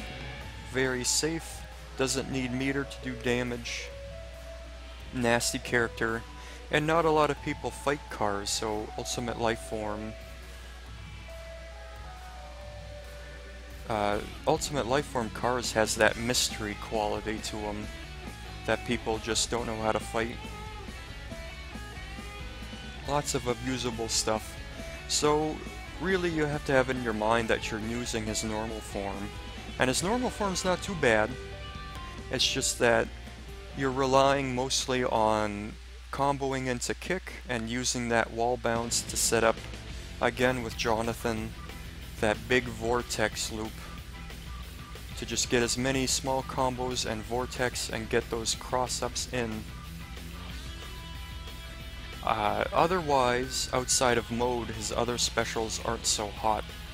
They have very limited use. I mean, the sword swipes destroys the multiple sword slash, where it makes that rainbow effect in front of him. That can destroy projectiles, and if the last hit hits, it's enough hit stun where it creates this weird recovery situation where you don't know if Cars recovers first or if the opponent does, and you can sort of make these cute setups based on that. But if the last hit doesn't hit, then you're wide open, so very situational. Doesn't do a lot of damage either, it's mostly you're doing it for what comes after. There's a move where you lunge forward and it hits, and he slashes from the front and back. That can be used as a punish or to try and clash with a move. Doesn't do a lot of damage, but you can combo off of it, and it's useful for combos. I think that's all his moves. Oh, his teleport. His teleport seems really nasty, but it's some day zero poverty tech, because all you have to do is either run forward or sidestep as he teleports, and you beat out both the overhead and the cross-up low, and it leaves him way open for a combo. He can trick you with the H version that sends him backward, and he can try and run at you as you're trying to evade. But that move isn't so hot, especially since you can block it. Mode really helps. Mode 1 makes his specials with the sword unblockable. Mode 2 makes all his normals and specials. And in both modes, his super is unblockable, and it's a move that fills the screen, so that's really scary.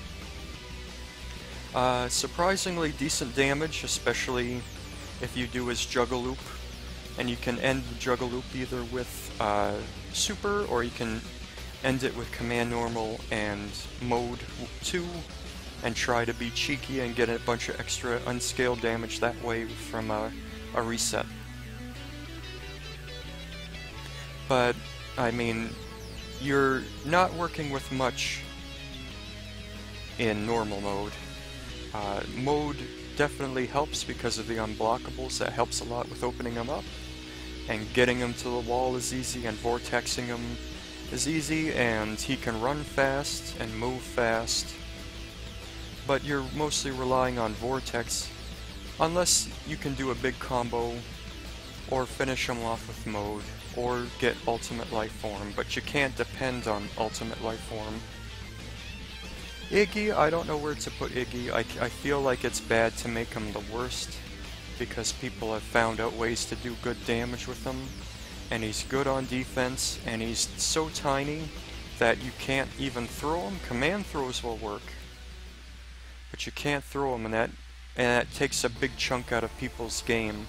Not only that, but he's so small that you actually have to come up with Iggy-specific combos.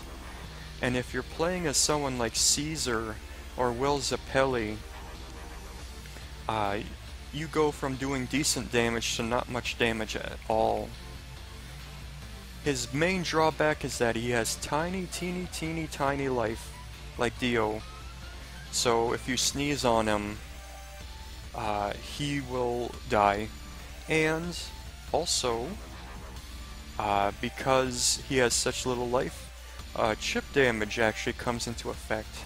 I know Jonathan, if he keeps doing Overdrive Barrage, he will just continually chip away health. It almost does as much damage in chip as it does if it actually hits. And he has some bad matchups. Players that can play keep out, Kakyoin can keep him out. Diavolo doesn't need to change his combos at all.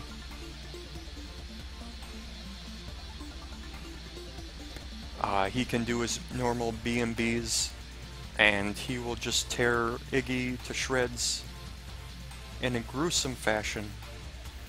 But because of his evasiveness, and because he can do damage, and because he sort of throws a wrench in things, I don't think he's terrible at all.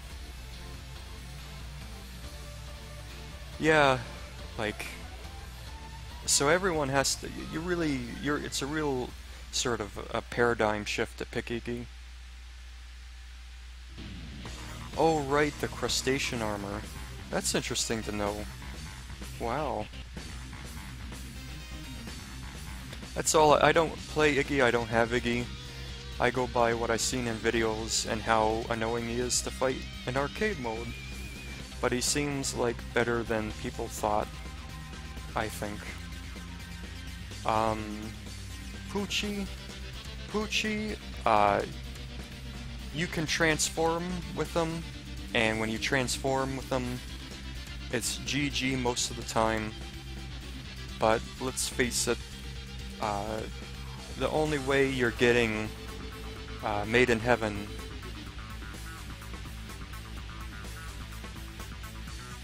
is if you're really just so above the other player that you're just styling on them. Because you basically have to sacrifice everything to chant those words. And chanting words costs meter. And you have to get all 14 words, and then you have to build up 3 bars a meter on top of that. And then guarantee the transformation. And the transformation is mostly good if you have a huge life lead. Because if you're behind on life, the timer counts so slow. I mean, not slow. The timer counts so fast that even though the other opponent is so slow, they can still evade you a bit, enough that the counter just goes ticks, ticks. Like once the timer hits 20, it's over. It counts so fast at that point. Chanting, going into the position costs meter. If he stays in position, he can chant as many words as he wants. I don't think he's getting more than 2 words at a time though. So you pretty much have to sacrifice a round. Just give a round away just to make sure you have everything. Or you have to be so cheeky that every block string, every sweep, when the opponent is open to attack, you just do the chant. Otherwise,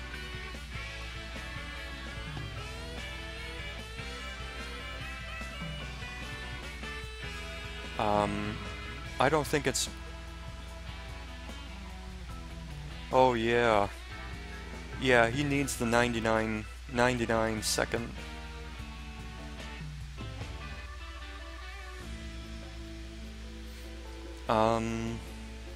Not to mention Diavolo, right? I should have put the chat, I should have used Streamlabs to put the chat in the video so when people watch this they can see.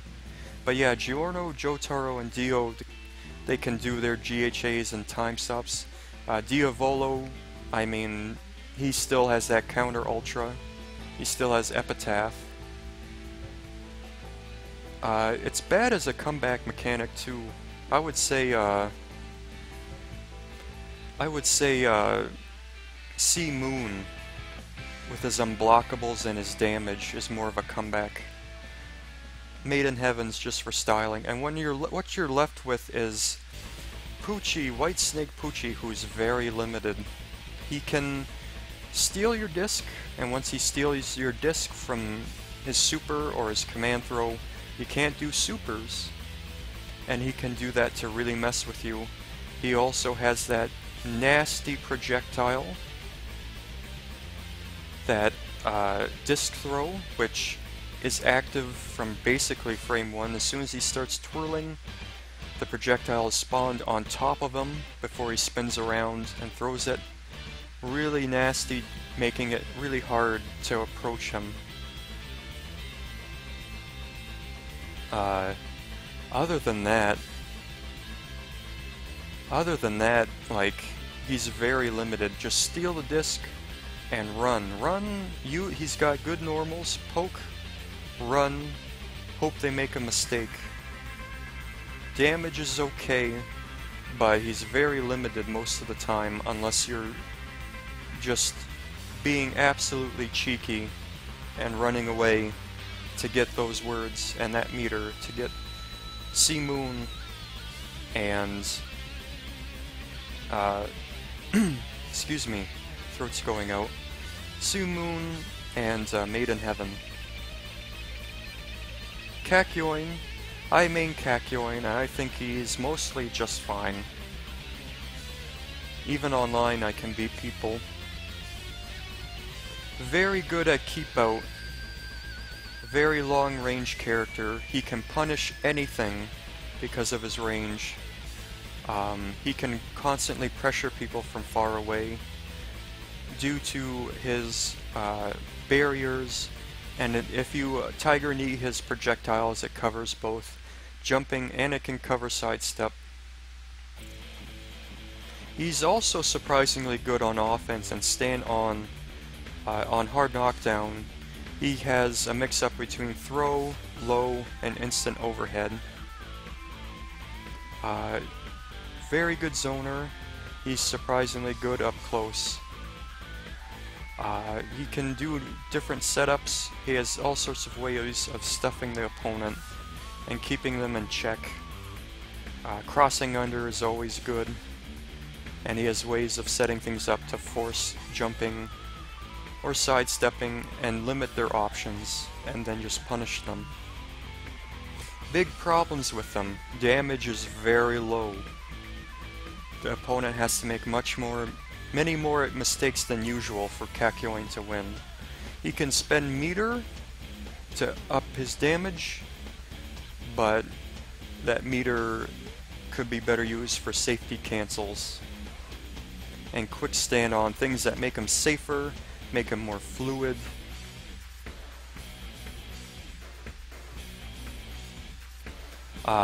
His command normal I usually use for juggles. Nothing else. I am trying to find more uses for that.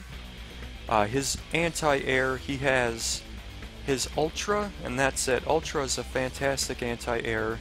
If you time his super perfectly, you can get him as an anti-air, but the angle could be bad. Those are his big deals. Tough time with jump-ins. He has no get off me moves, so his defense has to be immaculate, and low damage. So very calculating, probably the hardest character in the game to learn, because it's all about knowing the matchup and all about knowing the situations and being able to react accordingly and just knowing your opponent and knowing yourself and staying calm and cool and not getting flustered and not having your execution be on point. So very taxing playing as Kakyoin, very rewarding to lose. I mean to win as him. I'm starting to go, man. Very rewarding to win with him, but it's dire straits when you're on the receiving end of big pressure, and dire straits when you lose in the beginning a lot with him.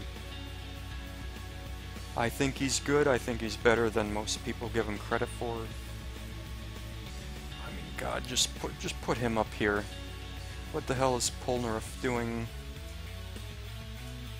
What the hell is Polnareff doing all the way down there? Yeah, I'm beginning to crack. He's good, but you gotta work for it. and he has holes. Polnareff does a boatload of damage, big damage, and his combos are easy. Great pokes, although the longer the longer the range he is at, the less damage he does, but he has just as much range as Kakyoin. Big reach. Stand on is definitely better than stand off because he has a command normal that's an overhead, which is nice for mixing people up, especially when he has after image. That's where all his big damage comes from, and his big long pokes. Really good at stuffing people. Throwing in that weird jumping cross-up move, the special move, is nice once in a while. But if it gets blocked, you're done.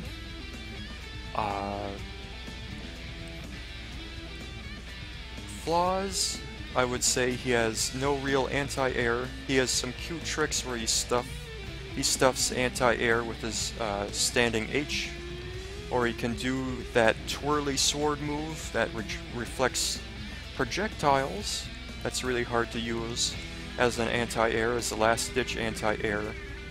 And then you have to cancel that into HHA, his super, to make it safe. Or he could do his stand rush move where he swings his sword in the air. That can catch people at the right angles. But no real get-off-me moves. No invincible moves. So, on defense like Kakyoin, and all these guys really, you're gonna have to, well, Jonathan can, but yeah, but the blade shoot is mostly useless. I have some weird setup at the back wall situation where I jump and people want to jump after me, jump up in the air so they land on top. So I jump and do the sword, the light version. It hits them, then I juggle them, but bleh. Not a whole lot of use for that move. Anti-air where he shoots the blade out. He's also very tall, and Silver Chariot's very tall, so instant overheads, jump-ins can hit him a lot easier, kind of like Dio. He's good. You can mess people up with him, but he's a tad bit linear. And again, the longer range he is, the less damage he does. But he can do it. He can mess with people at long range with that quarter circle forward and stand off all the way across the stage. But it does tiddlywinks in terms of damage. I like him. I like using him, but you have to sort of pick at the opponent with your normals. You're doing low damage unless you get that big hit. And his forward dash, I hate his forward dash, because he does that little skip and then he runs. It seems like he recovers slower when he dashes forward, like when I want to run forward and throw. And his throw range is abysmal. Throw range is abysmal, to the point where it feels like it really affects him. Other characters have crappy throw ranges, but there's ways where you're up in their face anyway. Polnareff, you want to play him at mid-range so his pokes are most effective until they make that mistake and you get that big beefy combo. And he can do big damage, big damage, but you have to be patient and be willing to pick at him. So they're kind of in the same boat, although he does way more damage. Bao is great until he blocks, so he's kind of like Jonathan. He does have his invincible DP, but he doesn't get a whole much off of it. It sends him flying away. They get up real quick. On offense, if you can get momentum, he's a nightmare. With your back to the wall, he gets crazy cross-up mix-ups with his saber on, the medium one that lunges them forward. Really ambiguous cross-up. Uh, big damage too, but his combos, his juggles are kinda tough. And you need meter for them. And he does have extra block stun. When you block with him, he has extra block stun, so people can get away with more. So you have to be on the offense with him.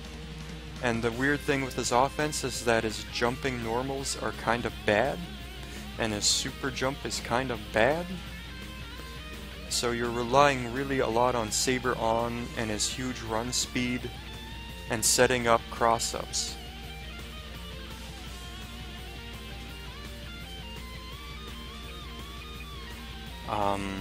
His other specials outside of combos, he has good wall carry with his light version of Saber On. You combo into that, flash cancel immediately, then run towards the wall as much as you can to see if you can get that medium Saber On, that free crumple at the wall.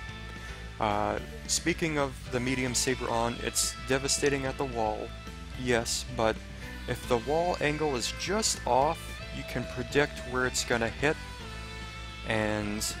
or it might miss entirely and it leaves them wide open. That happens to me a lot.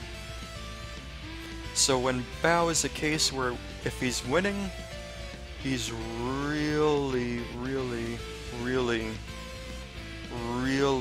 winning. But when he's losing, he's really losing. And he has low health. He has low health too. Maybe a little bit more than Dio than Iggy, but really low health as well. So he's 100% a glass cannon.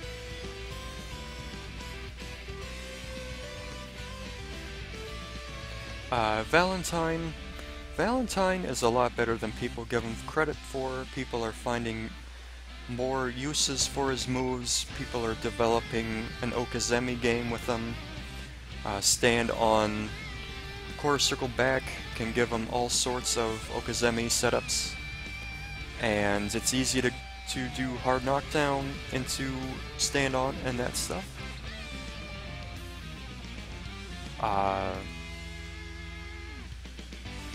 The thing with him, though, is that I find that comboing into 2H to sweep is a little inconsistent. You have to, I see people in video just mash L then do 2H to ensure that both hits hit. Damage wise, he's very good. The problems come from he's got good normals, he's got good jumping normals. Standoff jumping M is fantastic. Standing M and H, or crouching M and H are good anti-airs. He can do good damage. People are discovering things. His counter, his standoff counter is crap. Total crap. A lot of his specials have limited use. Gunshot is good, but it's super limited. Don't use it out in the open. And even in combos and block strings, guys like Iggy, Shigechi, and even AC/DC can crouch under his gunshots on block, and that can be really bad, and that's a really important move for block strings and combos. So he has some bad matchups with Shigechi and Johnny, who's too short. Once he loses that move, things really start to fall apart for him. But he can still win. He can still win. He's not a bum. Even Koichi's not a bum.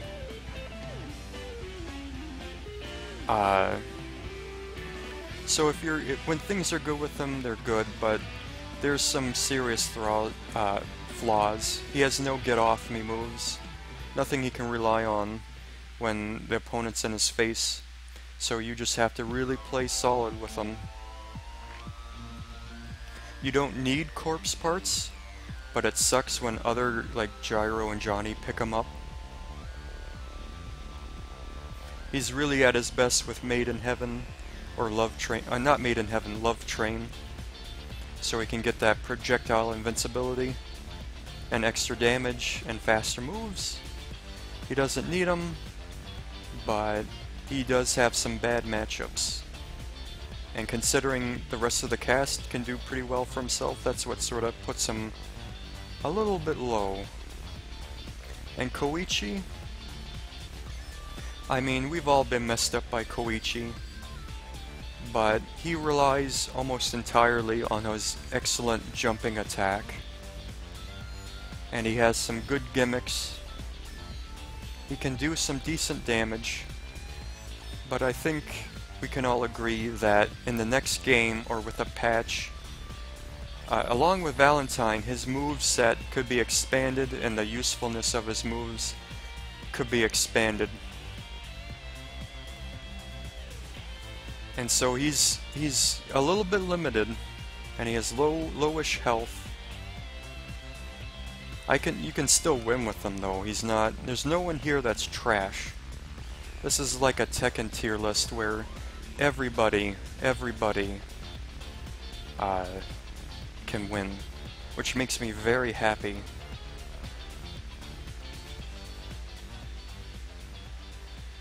Yeah, exactly. He doesn't need more moves, but what he has needs to be a bit better.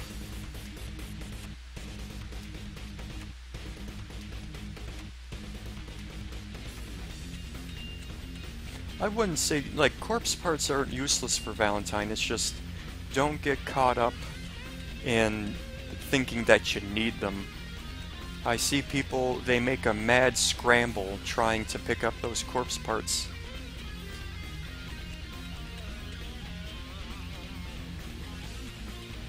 Yeah, his projectile should be a bit better, although I find, like, really delaying it off of a sweep can lead to Okazemi.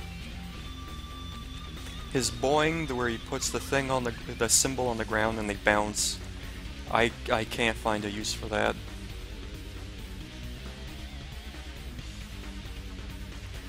His stand on, that move, that overhead that makes him have high gravity at the wall, that's really scary because most stand rush moves, it ignores the hit properties of the stand, and you just have to worry about the character, like Giorno. While Gold Experience is punching, you just have to worry about the overheads and lows of Giorno. Here, while Echoes is doing his overheads, you have to watch out for Koichi's lows, so it's like high, low, high, low, high, low, almost like a Marvel mix-up. But yeah, just as time goes on, he gets a bit better, but he could stand to have his moves improved. And that's everyone. I don't think this tier list is too bad. I'm sure there are people out there who could move some people up or move some people down. I'm sure Jotaro's in contention. But yeah, from explaining it, I feel kinda nice about it. Man, I'm surprised people stuck around. We started at 9:05.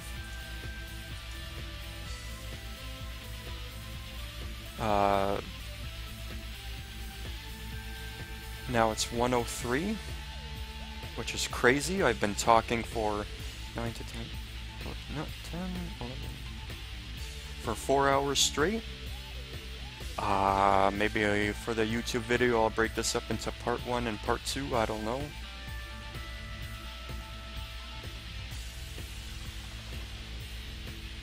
Yeah, I'll save the link to this and maybe post it on the Discord. It's too late for Wamu. Maybe next time. Probably next time. I'll whip this game open and show you. I think I showed you before, but it's always good to show people.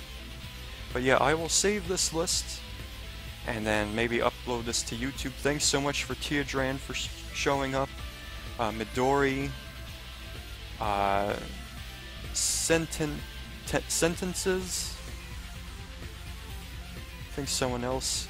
Tank Zero as well. thanks so much for tuning in. And Zarth? Wow. This is the most viewers I had in a while. And thanks to everyone who followed. I hear the online people want to play a little bit more. Maybe one of these days we can set up a stream. But my throat is straight up killing me. Straight up killing me. But it's nice to know I can talk this long. And talk mostly confidently, so thanks so much. If you don't know, during the week, Monday to Friday at 8:15, I usually stream Tekken 7. And then on Saturday, we have a very special stream at 9, where I make requests in Soul Calibur 5, create a character. People send in their requests, and I try to make them, and then I tweak them over the week in private, and then upload a week later the formulas. Recently on my YouTube channel I made a video called Dark Souls meets Soul Calibur 5, where you see all the Soul Calibur characters, most of them recreated in Soul Calibur 5. It's pretty nifty. And then on Sunday I usually play when I'm playing at 9. Usually Digital Devil Saga, I'm trying to finish that off, and then Tronbon, Misadventures of Tronbon. And I can always fit in some time for JoJo if you guys feel like it. And I'll see you next time. I'll be back tomorrow at 8:15 p.m. Eastern for Tekken 7. I will see you guys later. Have yourselves a fantastic night. Thanks so much for tuning in. And it's very humbling that people are interested in my opinion and willing to stick around for so long to hang on to some of my words. But I am spent.